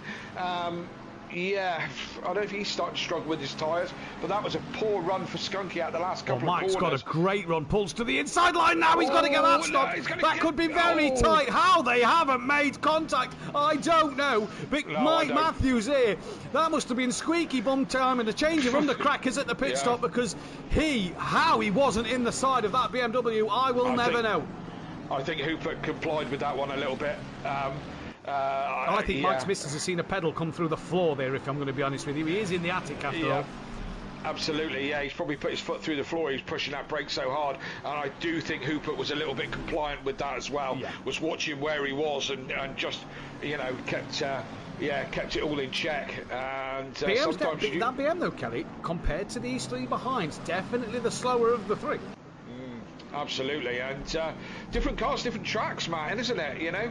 Yeah, exactly. You know, we have the box system that tries to equal them out best we can, but they've still got characteristics that suit better to other tracks. And yeah, the McLaren looking strong. The Ferrari, I mean, is strong everywhere in the MSA boys' hands. Although at the moment, Tardok can't do anything to go forward with this one. It comes back to what we said, just can't overtake easily around here. You need a definite pace advantage, or the guy in front to make a mistake. Well, Kelly, let me read you out the last laps. Last time round, Hoop at 37.4, Mike 37.2, 37.3, Tardok 37.69, 37.8, Skunky. So they're the times at the moment. That's what we're seeing. Tardok jinx and dummies a pit lane entry there. I think that was a dummy for the pit stop there. Good, nice little strategy. Snai, though, with that Mercedes, we'll jump back down to Dan in a moment, two side by side. Nothing happens with Snai. Dan gets it stopped, turns it in, can't tuck it underneath because Oza hugs that apex tight.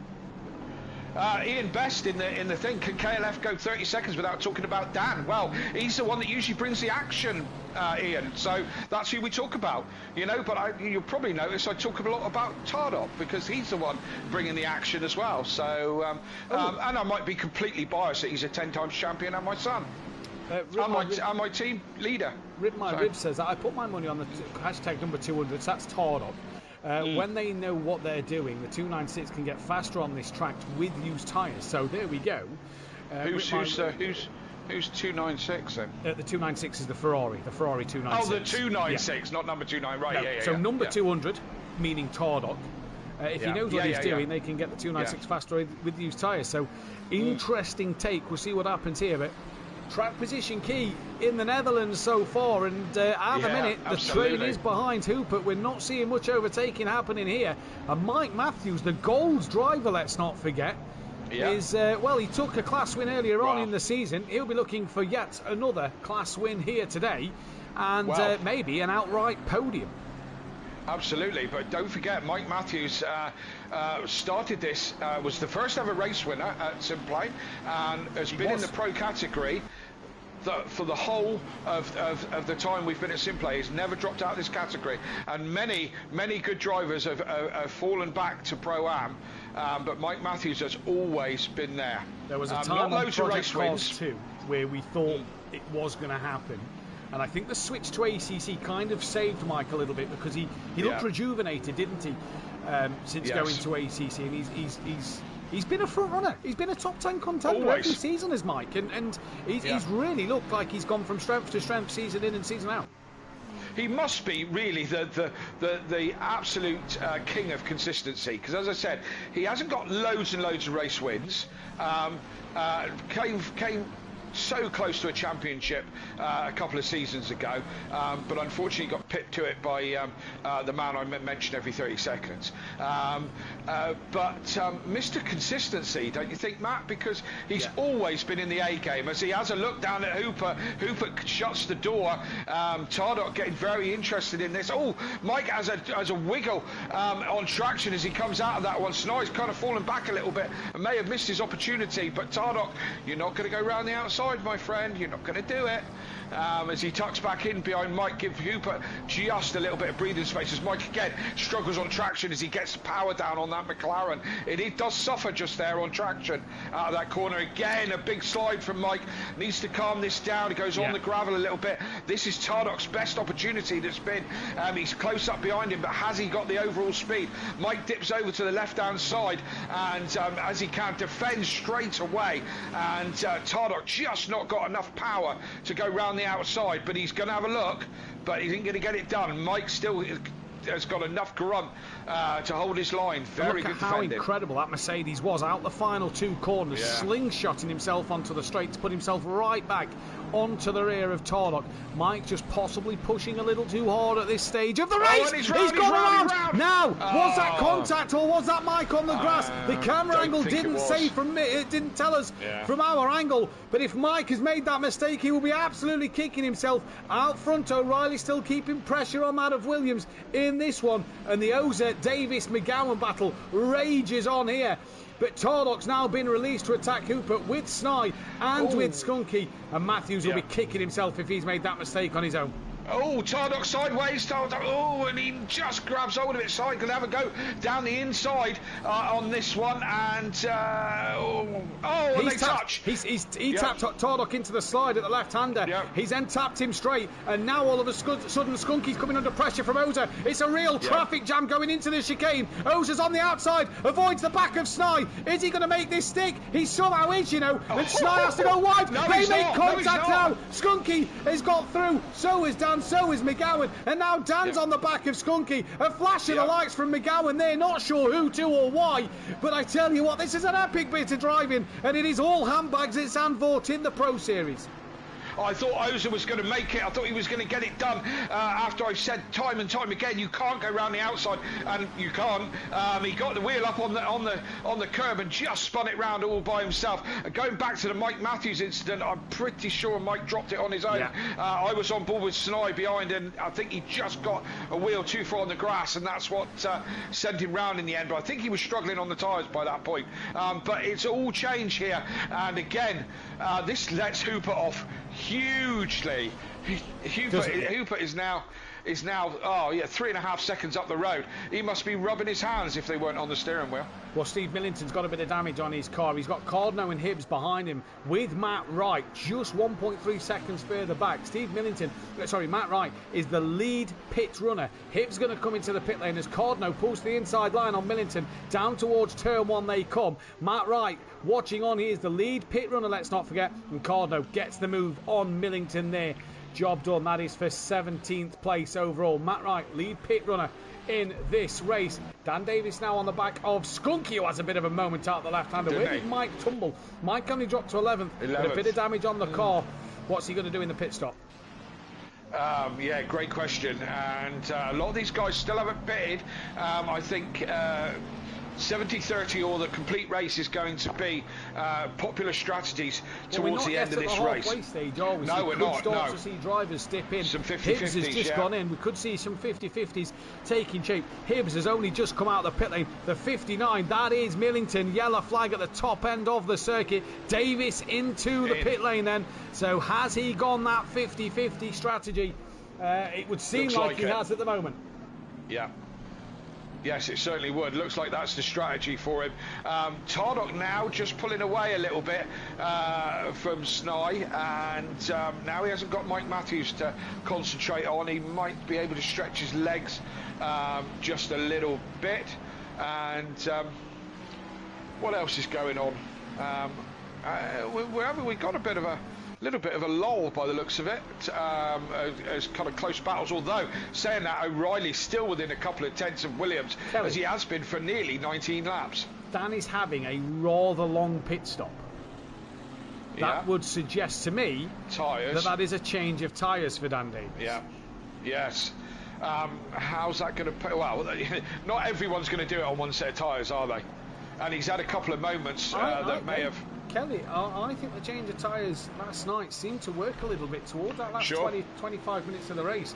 You are a tyre god in terms of saving your tyres. Let's be honest. You got to the end of the race. Andrew Taylor was watching his times. He was bringing the gap down to Unsworth, old sim racer, and then to Brian Craig and Luke Wace. Something rotten. Did Andy swap tyres? Yeah, I believe he did. Right. Yeah. So let's see. Put it this way: Matt Wright has jumped down in the pits. There's Ben. Dan's in front of Ben. So Dan is second place out of the pit runners at the moment. I think Dan is on a better... I think Dan's changed tyres, and I think this could be a good strategy for Dan. He's had a few big heavy braking moments, Kelly. A few bits of contact where he's possibly lost the rear. I don't think Dan's had that much damage that's cost him that time. I think this is purely tyre change for Dan Davis. Let's see. 200 is closing the gap, says Rip My Ribs. He is indeed to the 441, but we know Tardock seems to be struggling. Battle for the lead, though, Kelly. It's been this close all the way through, and we've not seen a single moment of it. No, we haven't been. I'm on board with O'Reilly now, and he's all over the back of that Mercedes. But Williams doing a great job. I've got a lot of time for Williams in this Mercedes. I think he does get the absolute best out of the car. But O'Reilly keeping him honest in that Honda. The two not so popular choices are right out in front here. And doing a cracking job. O'Reilly just. O'Reilly's good at being a couple of tenths behind, isn't he? He is indeed. He always kind of be able to keep that 2/10 sort of a gap. And I think we have to echo your words for the Mercedes to the Honda. You know, O'Reilly gets the best out the Honda, as Williams does the Mercedes, and he has done for 2 seasons. And I think O'Reilly this year, Kelly, we saw a bit last season. O'Reilly would have some snaps early on in the race or 20 minutes into the race. He seems to have dialed them out the Honda, and he's making that Honda look really good this season, making it look a lot more stable. And these 2 cars, like you said, not the most popular choice out there. No. How fun is it? How great is it to see Goudet in the Aston Martin as well? You know, we've not gone, you know, there's about 12 McLarens, 12 Ferraris in Pro overall. Yeah. Ford, we expected there to be a lot of this. There's a handful. We did, yeah. But it's nice to see in the top 5, 3 cars that nobody really picks. Yeah, and I mean, you know me, I've always been an advocate for sticking with one vehicle and getting to know that as well as you possibly can within the realms of your skill level. And I think that's exactly what O'Reilly's done. He drove this last season, and as you said, been racy with it. But he seems to have less mistakes with it so far this season. And is that a case of, you know, getting to know your car? You know, there's a lot of people who jump from season to season, changing cars and whatever. I personally don't like it. I've started with the McLaren on ACC and I've stayed there. I've tested other stuff, but it doesn't work for me. So, you know. Oh, sorry, Kelly. Hibbs had a massive moment coming through the first of the 2 right-handers. That's allowed Clouden up the inside. A big snap. He's still having a snap on exit with traction. They're just ahead of Hupert as we hit that halfway stage of the race. 35 minutes to go. So Clouden up another place on Hibbs. That is Hupert P3 behind. But don't forget, he's only lapping these 2 because they have pitted in this race. Yes, indeed, and the strategy will play out as we get towards the end. I'm still on board with O'Reilly and still within 3/10 of Williams. I take my hat off to O'Reilly. I don't know how he can keep the concentration. Williams is looking to the pits. Yeah, kind of faked that one. That was guys out in the pit lane type of affair, and just jinxed to the pit lane to make it look like he was going in for a pit stop, and then doesn't. And but these 2 pulling away from Hooper, who's in 8th, is 8 seconds back from this battle right at the moment. Tardock not cruising up to the back of Hooper like Mike Matthews did, but maybe just conserving a bit of. He's worked his car hard as Tardock. He might be just conserving his tyres a little bit, and you know, again, it's about full concentration on this track. You can't just. I mean, last night I don't know about the other Pro-Am guys, but I was absolutely pouring in sweat. You know, it's a constant challenge on your senses and your concentration to keep this track all together, let alone follow someone within 3/10 for 20 laps. Yeah, couldn't agree more, Kelly.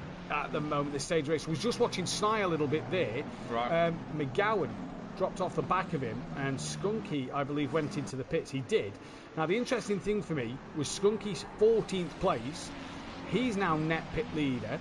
Just up the road, a couple of cars between Skunky and Matt Wright in this fight. It's Lino and Cardno, all them drivers.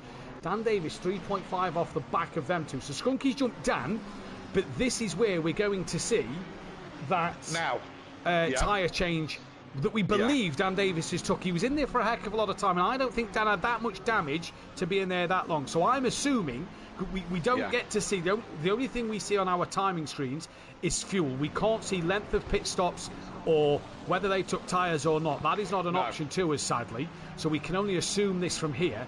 I assume Dan's taken tyres. This is going to be interesting, as Matt Wright's already cleared one car. In fact, no, Skunky's lost out to Lino.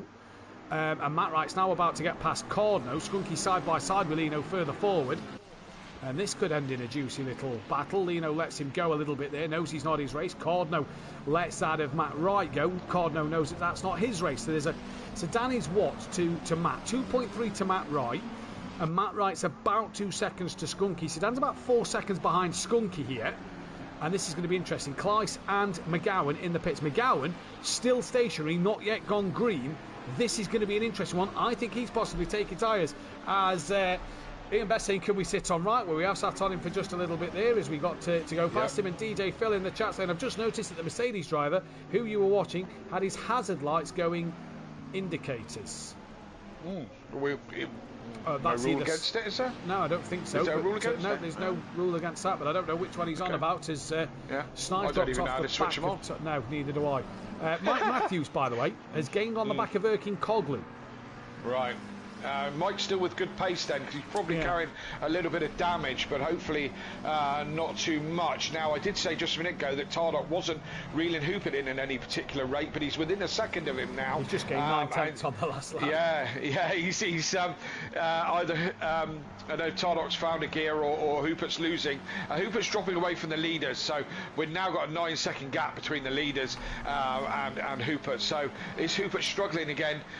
He's going to come up against some back markers in a minute as well, so that's going to make things tasty. Let me just put this to you on a plate. Matt Wright last lap 138.3, Dan Davis 136.3.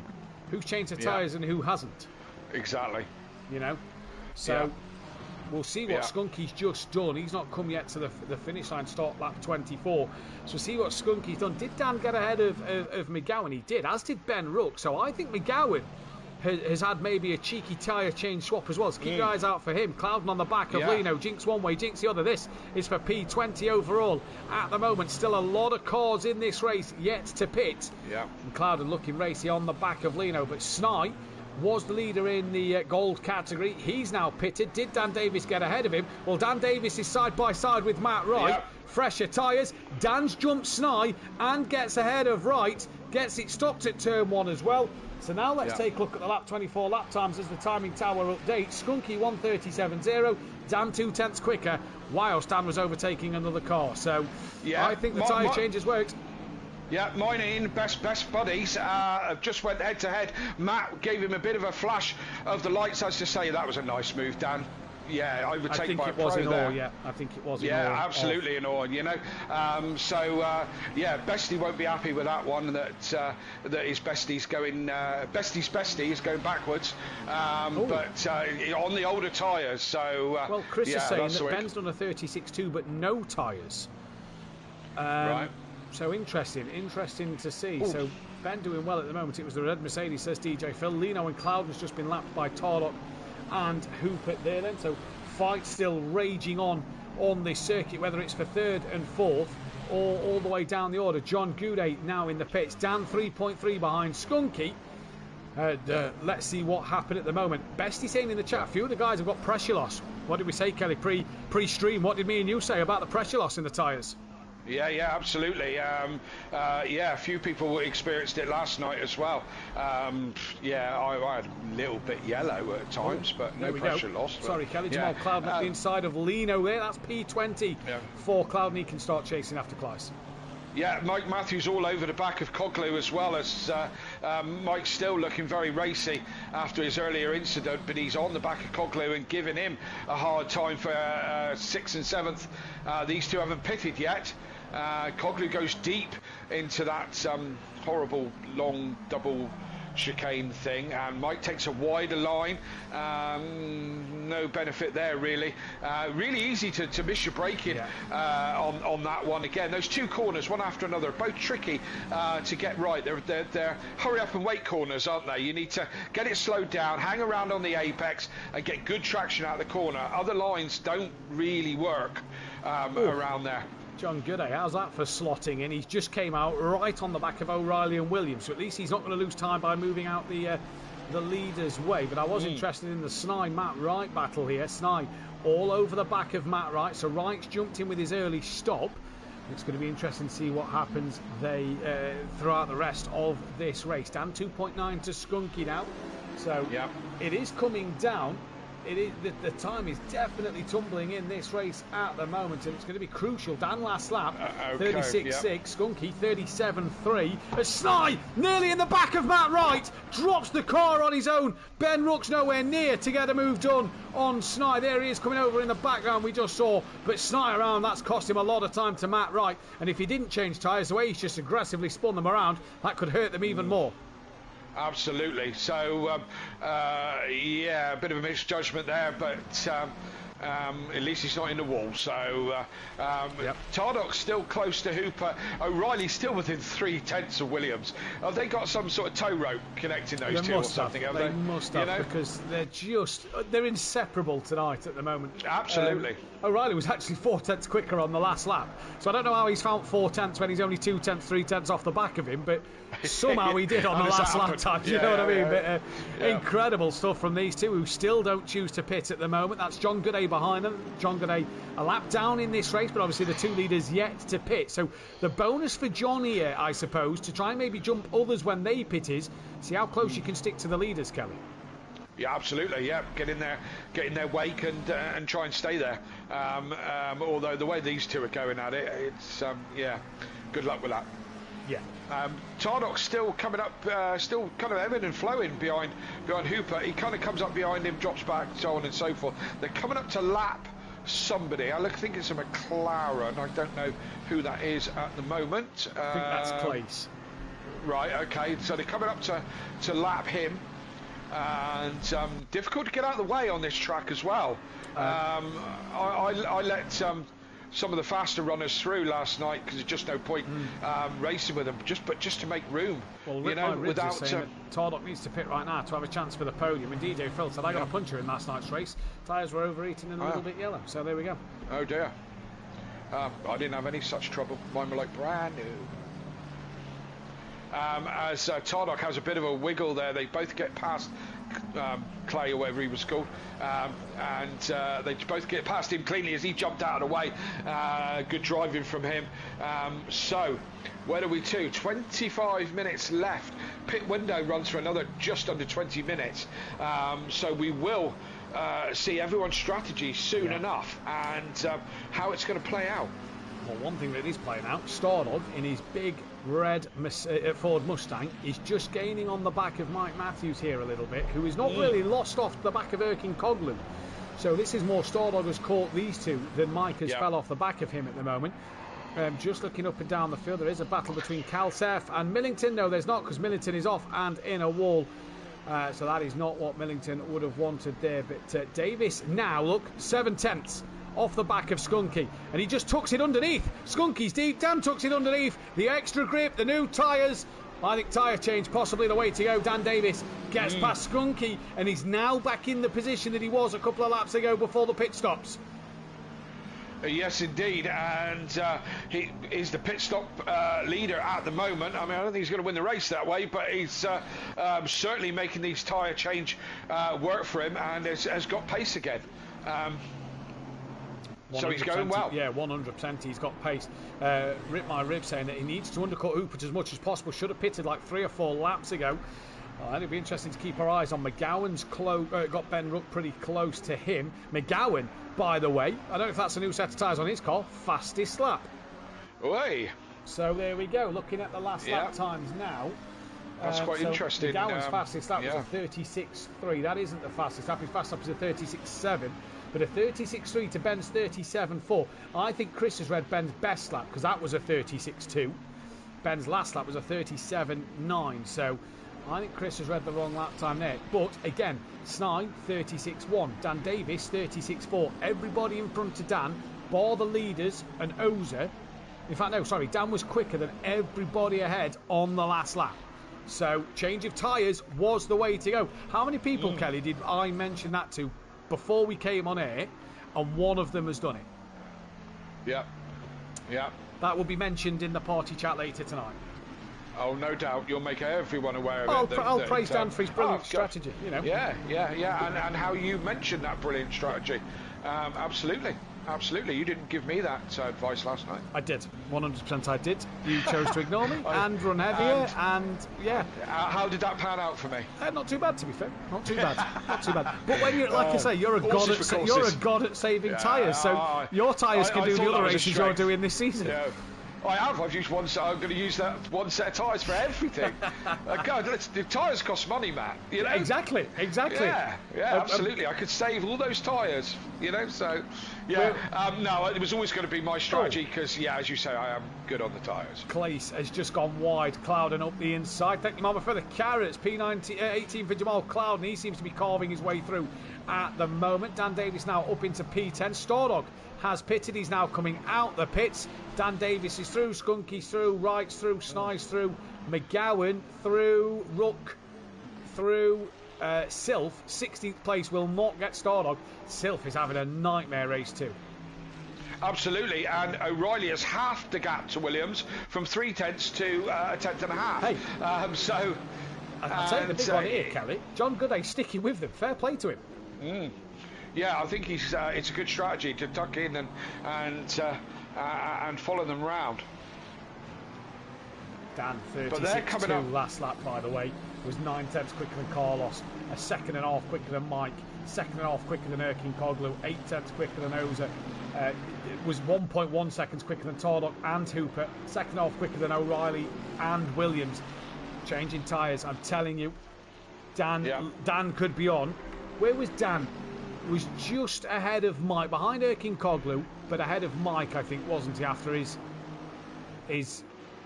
no, well, was he ahead of Oza? He was ahead of Oza, wasn't he? So he was behind Tardok, but behind Tardok, ahead of Oza, because Sny was in between them as well. Yeah. So Dan was around, I say, 6th place. Yeah, Oza had a moment, didn't he? He did, Oza had a moment, and Sny's pitted. Yeah. So I think Dan was 6th. If Sny was about 5th, Dan was 6th, with then Skunky and McGowan behind. But Dan, 21 seconds off the back of Carlos, and I can tell you now, if you only pit for a splash and dash of 1 litre of fuel, that will cost you, I think, around 20. It will cost you 27 seconds. Dan's 21 off of Carlos. So there we go.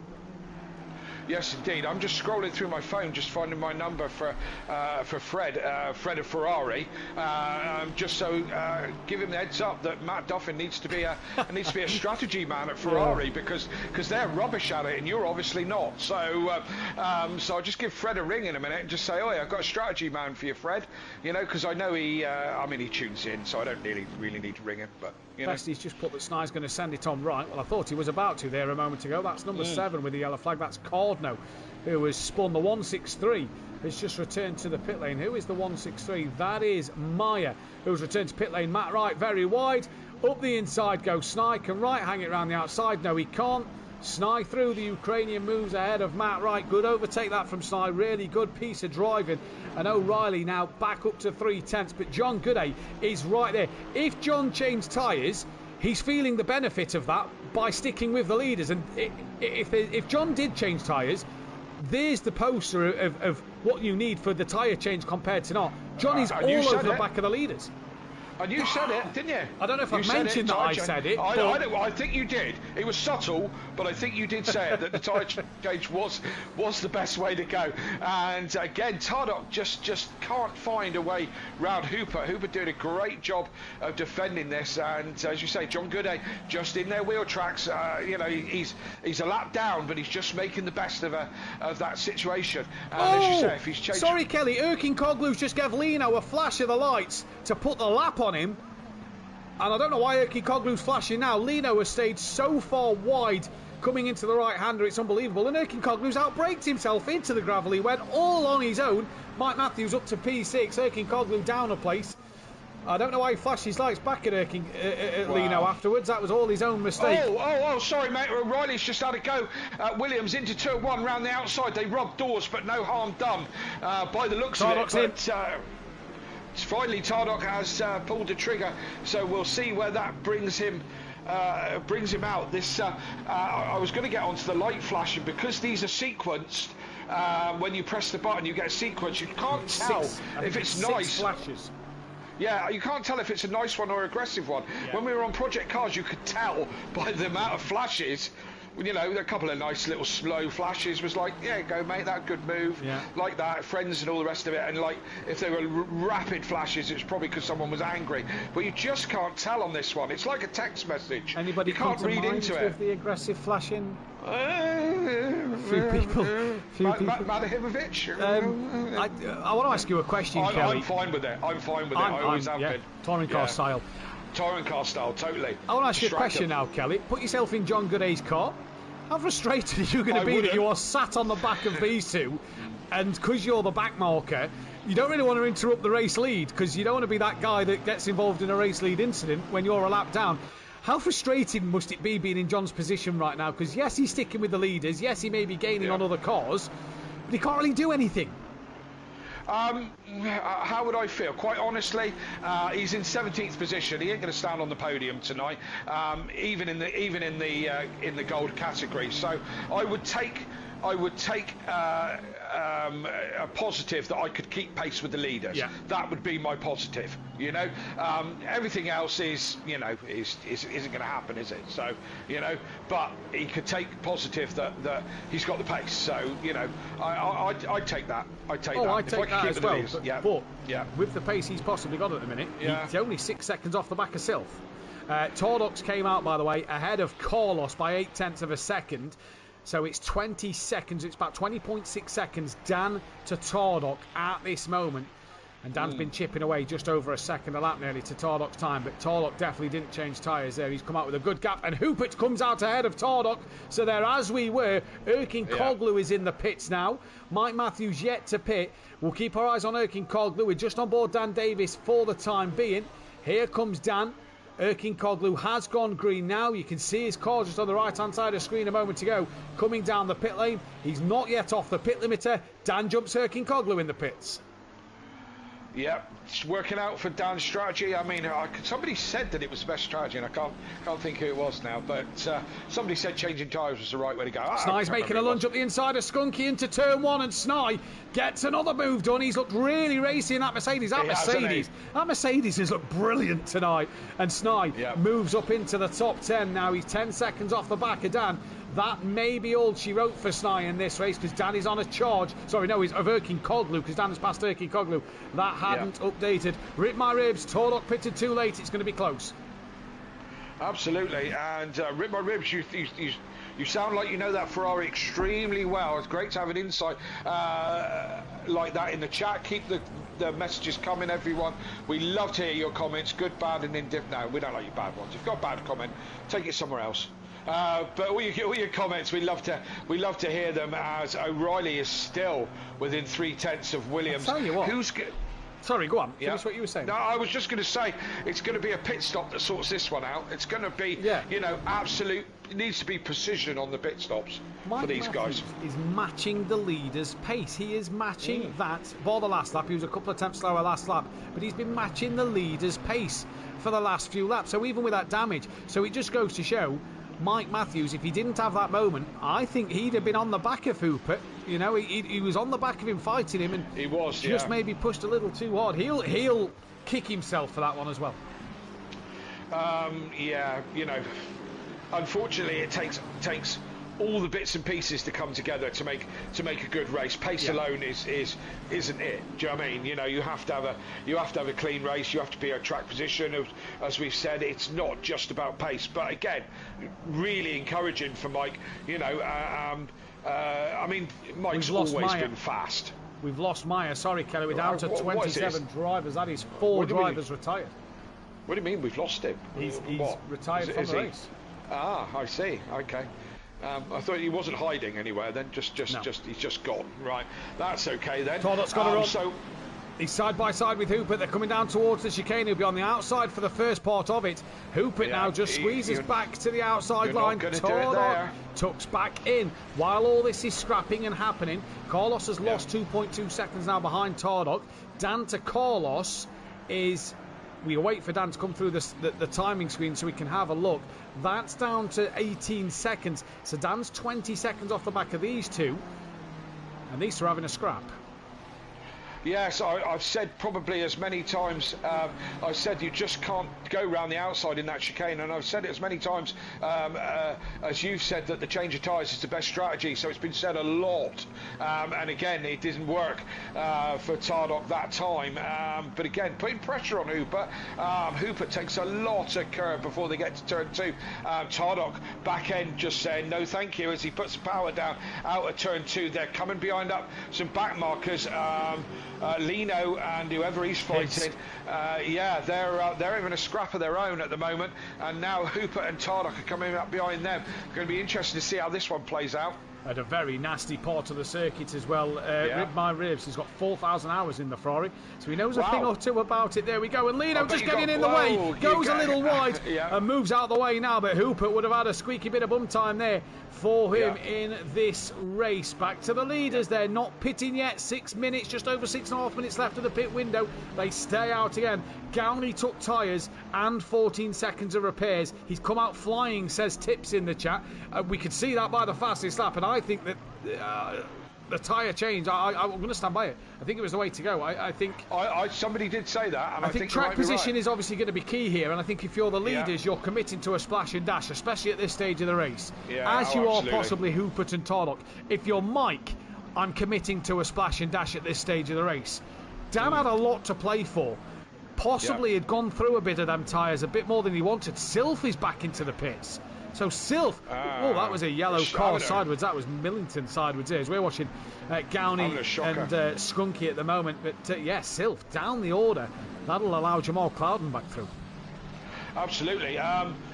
Rib My Ribs, 4,000 hours in the Ferrari. You must have terrible backache because they're really not built for comfort. 4,000 hours. That's how it felt for us coming back from Alton Park last week with no fifth gear. Tardock needs to do the same thing he did in the first stint, put the pressure on, make Hooper lose a lot of tyres by defending. Couldn't agree more. They've got Hibbs still in front of them, so they've cleared Lino. Hibbs, but Hibbs is still there at the moment. He's getting the blues. He is getting the blues. Hooper will not be happy with this. McGowan close to his teammate Skunky. This is a battle. O'Reilly's probably as far back as he's ever been in this race at the moment. I don't think he's ever seen so much daylight between himself and the Mercedes-Benz. Will these two decide to pit this time around? No, they are going to carry on muscling it out. There is Tardock and Hooper. Drop back down to McGowan and Skunky, rightly so, lets his teammate go. His teammate is absolutely on a charge. The yellow car hit Dan. He has minor damage. Oh, so Dan Davis, to the yellow car that was off, clipped Dan Davis. Well, that's possible. That was, I think it was Millington who had hit Dan. I saw Millington sideways spinning across the circuit. And he's obviously clipped Dan. And you can see that bit of front-end damage to Dan's car. Dan will get Carlos. Can he jump Oza and Mike Matthews in the pits? That'll be the question. But, that's possibly put to bed any chase of Hoopert and Tardock there.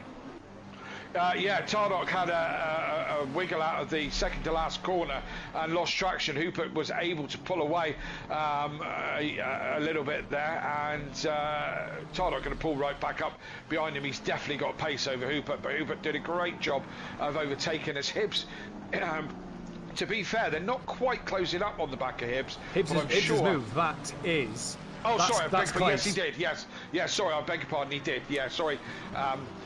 You're right, Hibbs did move, but they're coming up behind Clace now, who's again, they're not cruising up behind him extremely fast, but it's going to be inevitable, that's for sure.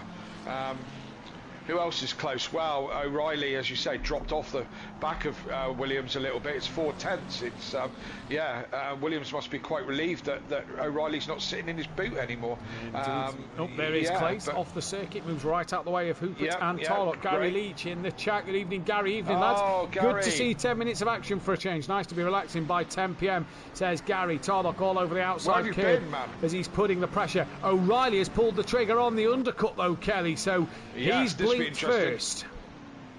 Yes, indeed, he has blinked first. We'll see. Will Williams react to that straight away and come into the pits at the end of the next lap?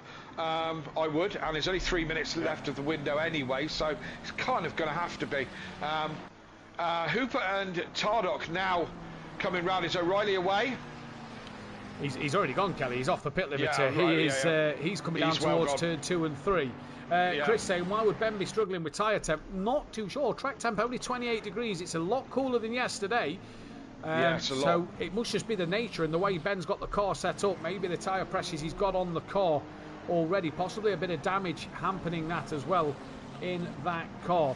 34 people, by the way, watching the stream. Thank you all for tuning in. If you haven't done so already, hit that subscribe button, hit the bell to be notified when we go live, and hit the thumbs up button to like the stream, as well as checking out our fantastic sponsors in the description below. Design Manchester and Audio Sport, as we're entering the last 7 and a bit minutes of this race, round 6 of the season here at Zandvoort. It was a crazy sprint race. It was a crazy start to the feature, and it's not over yet, Kelly, is it? This is going to the end.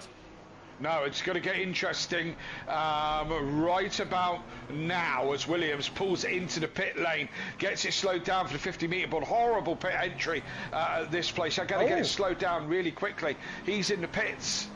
Oza goes on. Chris is saying they're cold. He's having to warm them up. Wow. Would the pressure loss... has Ben had any pressure loss in the car? Because the pressure loss may make them cooler. I'm not 100% sure, Chris. To be fair, not a clue. Pro-Ams always have the hardest weather conditions. Williams is off the limiter. No, he's not. Off the limiter now. He's off the limiter now. And O'Reilly, is he going to sail around the outside into Tier 1? O'Reilly around the outside of Williams. This is for the lead of the race with 6 minutes to go. And Williams stays as we are. And we are going to be back at it for the lead. And it's back at it for the podium. Mike Matthews into the pits. Tordock and Hoopert have got past him. Dan Davis. Will Dan get past Mike? I assume Mike's splashing and dashing. Yeah. I think Dan will do, Mike. I don't think Erkin-Koglu will, though. Although he's coming around the final point. He's got Snipe right up the rear of him, is Erkin-Koglu. Mike's off the pit lane. Now he's off the limiter. Now Dan sails past. Mike comes out the pits. He doesn't sail past that much, and it was close between Dan and Mike coming out of the pit lane. But Mike, what a long stint with the damage. He's managed to stay P7, and he's jumped Erkin-Koglu in the pits. Absolutely, and still O'Reilly and Williams go back to exactly as they were with I'm sure O'Reilly will be able to tell you every sponsor sticker on the back of that Mercedes by the end of the thing. He spent 70 minutes looking at it. But they are as they were, so wow, that's such close racing. They're coming up to behind Clouden now, to lap Clouden, and someone else there gets out of the way. That's Ramsell or Millington. Rob Ramsell, yep, good move. Rob gets right out of the way and doesn't want to interfere with this lead battle. Pit lane is closed. Oza and Carlos have missed the pit window, Kelly. That's going to be a huge time penalty, which will promote Hoopert and Tordock onto the podium, but they've both missed the pit window there. So that'll be at least 120-second time penalty. Dan may gain an extra 2. Mike's still on the back of Dan Davis. So Mike has been, I tell you what, he's been fantastic. Shame he had a poor race 1. Yeah, he's been fired up tonight, that's for certain sure. And he was downplaying his chances tonight, as Mike tends to do, to be fair. But this guy needs to go back and go into platinum, doesn't he? Yeah. Is that it? No. Leave things as they are for this season.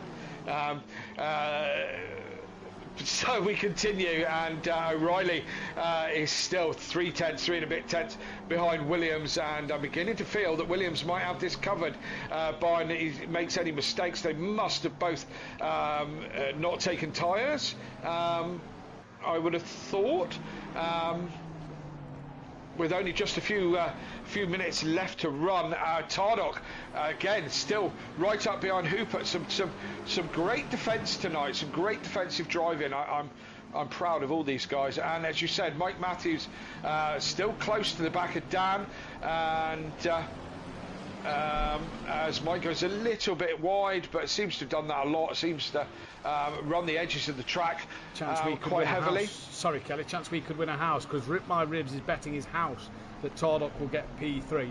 So we could win a house tonight, Kelly. Where's your house? We'll split the profits 50-50. Hang on a minute. Where is it? Rip my Ribs. Where is your house? I'll tell you if I want it or not. Matt Wright, 13th, by the way. He's in a fight here with Ben Ruck and that of Stardog just behind.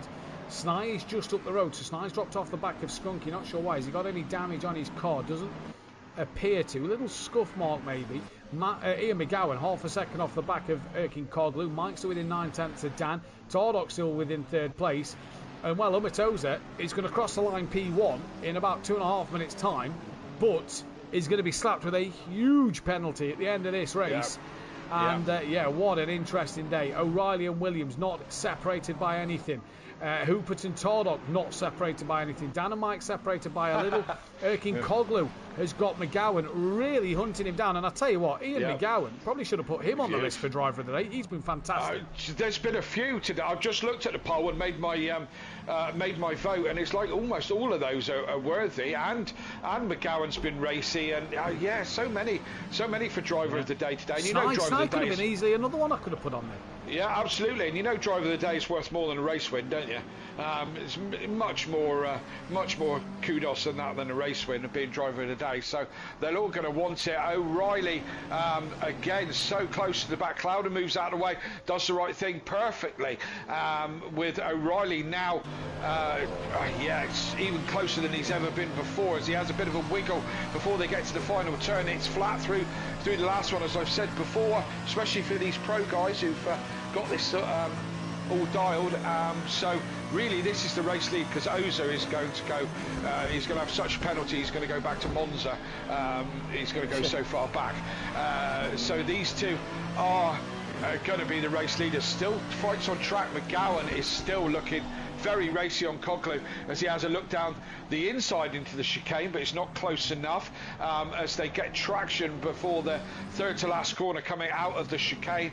Ben Rook's having a look on Matt Wright. Sorry, Kelly, up the inside, the first part of the chicane. They just banged doors a little bit. Right then has the inside line for the second part of the chicane. Ben's kept the nose here, though. He's going to have the inside line for the penultimate corner. Does Matt Wright brave it on the brakes? Ben's going to have that tighter line through. Matt Wright does. Now what's Ben Rook going to do? He tucks back in, and I think that's sensible for Ben. Nice. Last corner, very, very tricky. You want to get that slingshot out. And look at Stordog, the ultimate slingshot. Stordog's going to pull to that inside line, and he's got to pass Ben. That is a great run out the final chicane. And he's dive bombs. Oh, he's hit Matt Wright. That could allow Ben Rook back through on both of them. It does indeed. Stordog day late, dollar short. Yeah, absolutely. Had a great run there, but couldn't slow it down. Tordok, 6.9 seconds off the back. He's got damage as Tordok. We've won a house. What happened? I don't know, but we've won a house. There's more important things that matter here. Leaders on the final lap of the race. Haley, pack your bags. We're leaving. Oh, it's in the Czech Republic. It's a pretty nice house in Czech Republic. Would be a good holiday place for you. Yeah, it's a bit of a trek from Cornwall in England, but yeah, nevertheless, thank you. I'll look forward to having the keys and the deeds for that, because Tardok has done something wrong and he's dropped it. Hooper must be like wiping his brow. Oh, Erkin Koglu and Gowney. Sorry, Kelly. Yellow flags wave. Erkin Koglu and McGowan have come together. They've both sat on track to wait. I think McGowan's going to let Erkin Koglu go. It looks like he gives him a flash of the lights. Oh my days! I cannot believe this. And Ben's now close to the back of the pair of them. We're on the final lap of the race. We're going to sit with Ben Williams and O'Reilly. We know Uza's going to win this race on the track. It will not count for the race win. It is between the Mercedes and the Honda. And the Honda is trying everything he can into the middle sector. Downhill they come here at Zandvoort. And for the final time this week, for the final time this season of Zandvoort Round 6, we hope Zandvoort, I tell you what, Zandvoort, get on the calendar for next season, because I have thoroughly enjoyed this week. Great track. Absolutely, but it's not quite over yet. O'Reilly is still close. He's really going to have one last opportunity. He has a look down the inside on this horrible 180 degree chicane, but he's not close enough for a dive up the inside into the chicane. I think he's going to have to concede this one unless he gets the most fantastic run. Nowhere to go around the outside of the chicane.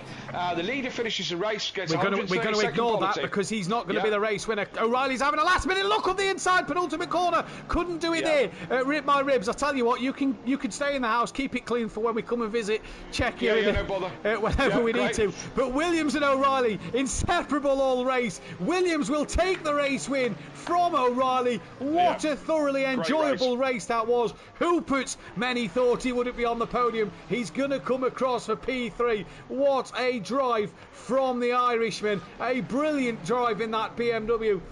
Carlos will be P5 on the road, but we know he won't be, because it will be Tardok who will get up that position. 130-second time penalty, as we've said, to the drivers who didn't do their pit stop. Dan Davis, well, he's managed to fend off Mike. What could have been, I suppose, for Dan in this race had he not had that contact. P7. Mike Matthews, P8. Solid drive. Yeah, solid race strong. from Mike. Yeah. Skunky has got Snai on the back of him. McLaren versus Mercedes for P9 and 10. They may get 2 more places. Snai's on the grass. He's bouncing all over the place. Manages to hold it together though. Skunky crosses the line ahead of Snai. Erkin Koglu will just fend off Ben Rook. Only just, will he? Yes, he will, by 13 thousandths of a second. So Ben got past McGowan. Matt Wright from Stardog. John Gooday, P16. You know what? Solid night from John Gooday as well tonight. I think that's a pretty good result for John. Jamal, Sylph, Hibbs, Clays, Lino, Kalsef, Heyo, Van Zyl, Millington, and then Ramsel is your final grid order. And we can finally breathe a sigh of relief as that one comes to an end. What a night of racing here at Zandvoort. Absolutely. Chris just said in the chat that Ben didn't take tyres and got P12. So yeah, good effort there. Actually ends up P10 with the penalties. Yeah. Even with 130-second penalties, Oza and Carlos still in the points. Yes, but only just. Indeed they are. Yeah. So, well, you say only just. The retirements meant that they would have stayed in the points. Cordno was also a retirement at the end of that race. He was sat in the pit lane for 14 laps down, so that'll be classed as a retirement as well. So a few retirements in that one. I believe Cordno was in though. Was he in? Yeah, I think he was in for the last 15 minutes, wasn't he? So we will still score 27th place points. We will, though, head over to the Discord chat where we can chat to the drivers for the interviews. And I'm going to let Kelly take most of these interviews because I've got to input a lot of results. Oh, okay. I'll do that then, shall I?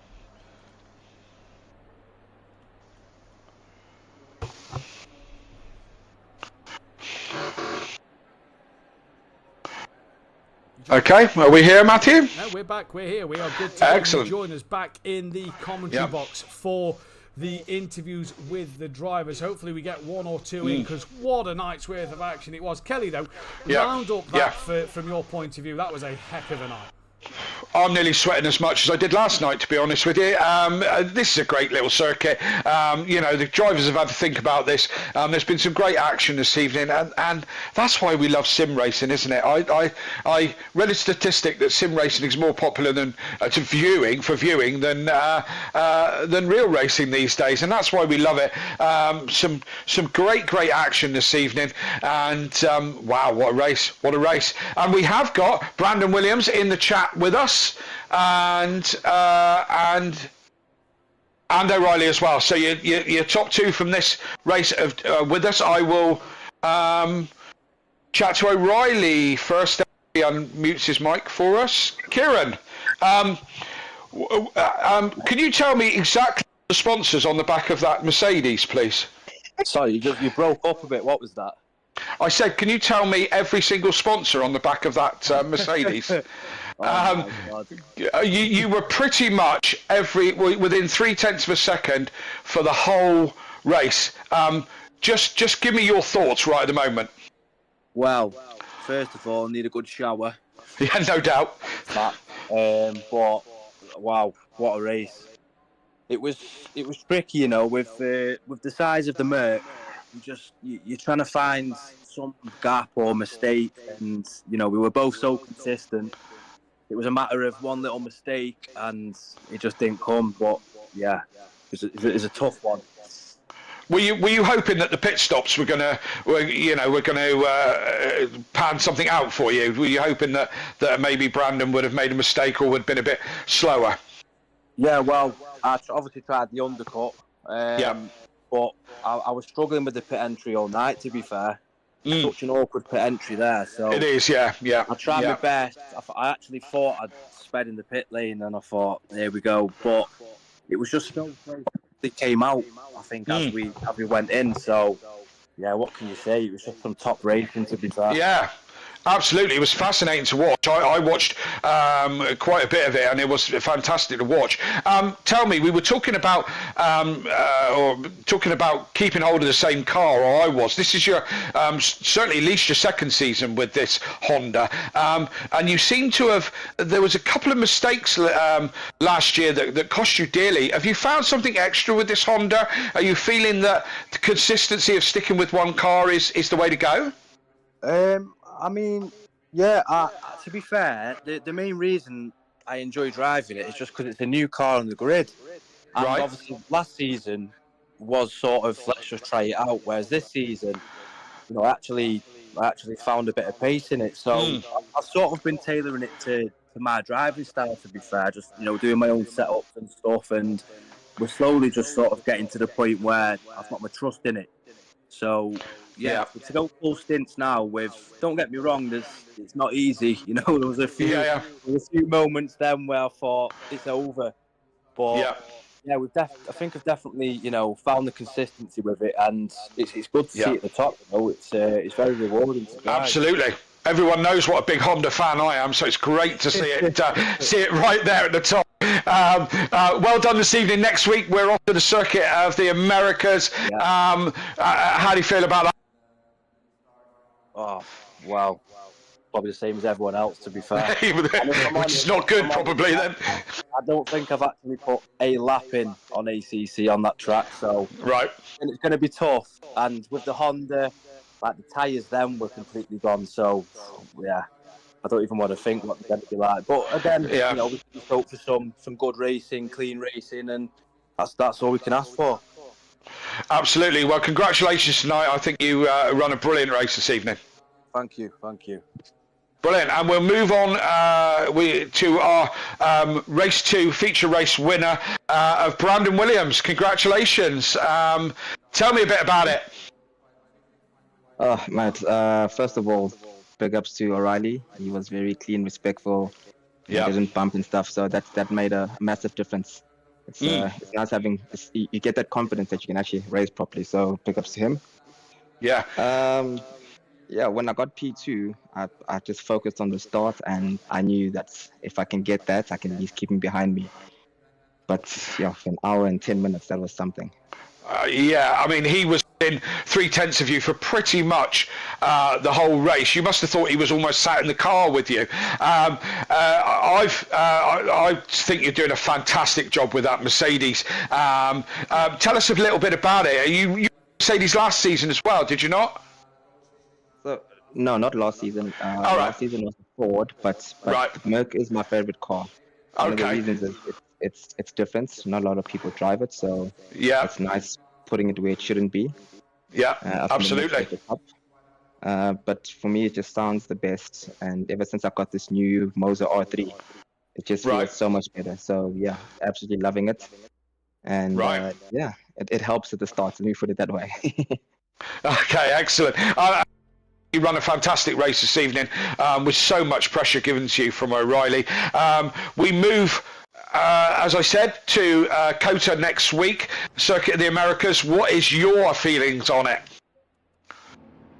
I'd probably say, two things. It's my favorite track in the game. Oh, good. Okay, my strongest track. So it's going to be interesting to see where I am with the boys. Absolutely love it. It throws in that first section, throws in so much. So I think with what I've spoke to most drivers, I think you might be in the minority. Not a lot of people, certainly on the sim grid, that like COTA, so that might be an advantage. It's always nice if you like the track and you feel comfortable on the track. Well, that should hopefully you'll do well there next week as well. So. Congratulations this evening. As I said, I think you've run a fantastic race, and look forward to seeing how you get on next week. I'll catch you guys next week. Yeah, we'll do. Brilliant. Brandon Williams for your race winner of the feature race. Mathew, how's your fingers? Yeah, all good. Fingers done, typing done, and we've got the highlights on screen. I'm just going to read out the final standings. This is including the first set of drop scores. Obviously, they was taking place since week 1 till week 11. They wouldn't show onto the tables until week 3, where we've got a couple of scores on the board. Tordock leads by 12 points from Sylph. Terrible night tonight for Sylph, really. Williams is in 3rd place. He's 24 points behind. Ozer's P4. Then it's O'Reilly, Hoopert's P6. Ben stays in 7th with Carlos Urquikoglu. Dan moves up to 10th ahead of DeBont with McGowan, Overtaker, Cloud, and Mike Matthews back in the lead of the gold category. P15 overall from Matt Wright. Will Freeman is 17th from Snai. Then it's Patrick Ledger, Skunky, Ismail Rashidov, Hibbs, Goudet 23rd, Meyer 24th from Zampolini, Stordog from Kalsef, Tobias Hoffer, Van Zyl, Cairns, Ramsel, Cordno, Lino, Millington, Harris, Clace, Hayho, Smith, Sullivan and Stein, the only driver yet to score. In terms of that constructors fight, it is a interesting one indeed, let me tell you. MSA Racing 450 points there. I don't think that one of the sums has been done correctly, so I'll rework the teams out after this, but as it stands, MSA 53 points clear of Dapper Racing. Yin Yang Racing are 71 behind in 3rd. Bam Bam Bam Racing are 84 behind in 4th. Then it's Team Audio Sport 5th from Cloud9 Racing. SimPlay Racing up to P7 with Team GBR. Team RRM, Roadrunner Motors, Greasy Bandits Racing, AS Racing, Ballbusters Racing, Full Send Fjord Lords, Quantum Motorsport, Effect Motorsport and Afrikaans Racing, but their points haven't seemed to update at the moment, so we will sort that one out momentarily while we get them done and up to date. But Kelly, what a night of great, wasn't it? It has been. Wasn't it great? Absolutely fantastic. Yeah, brilliant. I think the whole week here at Zandvoort has been some great racing. Well, the whole season has been great, and it's all the drivers and you guys watching at home that make this so much fun, and it really is fantastic racing, and it didn't disappoint here in the Netherlands. No, it didn't indeed. We want to say a massive thank you to our patrons who have just come up on screen now. But we head to the Circuit of the Americas. Driver of the day from the fans vote goes the way of Williams. Kelly, your vote? Right. I think it was very difficult this evening for driver of the day, and I do think that any one of those in the poll and a few others like we mentioned were worthy of driver of the day. But for me, my driver of the day was Mike Matthews. A stunning drive this evening, one of the best ones I've ever seen, and I've watched this guy drive from the very beginning, and I think it was a stunning drive from Mike, and I think he's a deserved winner of driver of the day in my vote. Do you know what? I'm going to go Snai. I think he's had a cracking night as well. Williams, fantastic. O'Reilly, fantastic. Hoopert, brilliant. Mike, honourable mention. Dan had a great race too. Few incidents, but still a good race too with a strategy. Tordock looked good. So many drivers look good. But I like the fact that we both picked a gold driver. The fact they've been mixing it with the platinum drivers today. Mike and Snai, I think, deserve an honourable mention for driver of the day. So Williams gets the fan votes. Mike and Snai will take the commentators' vote, one apiece. For that one. What a night it is. We head to the United States of America, Circuit of the America in Texas. It's looking a hot one, let me tell you. Yes, very. To the Circuit of the Americas track. Kelly, it's going to be an interesting one next week. It is, and as we kind of hinted there, it's not a driver favourite by a long shot. Williams is the first person we've spoke to that I think likes the track. It's long. It's going to be extremely hot. We're talking could be track temperature of 49 degrees. The tyres are going to turn to absolute mush. It's going to be interesting to watch. It's a long circuit with many drivers. We could see a bit more overtaking action than we've seen tonight. And as I said, not a favourite of the drivers, so that could make an interesting element as well.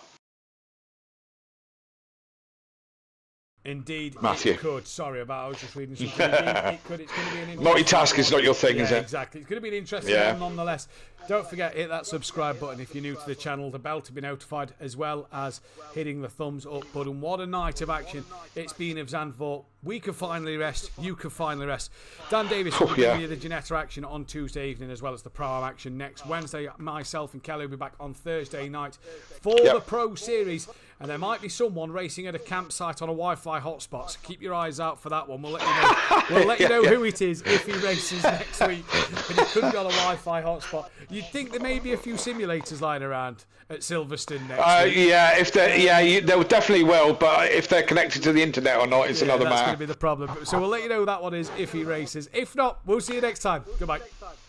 Good night.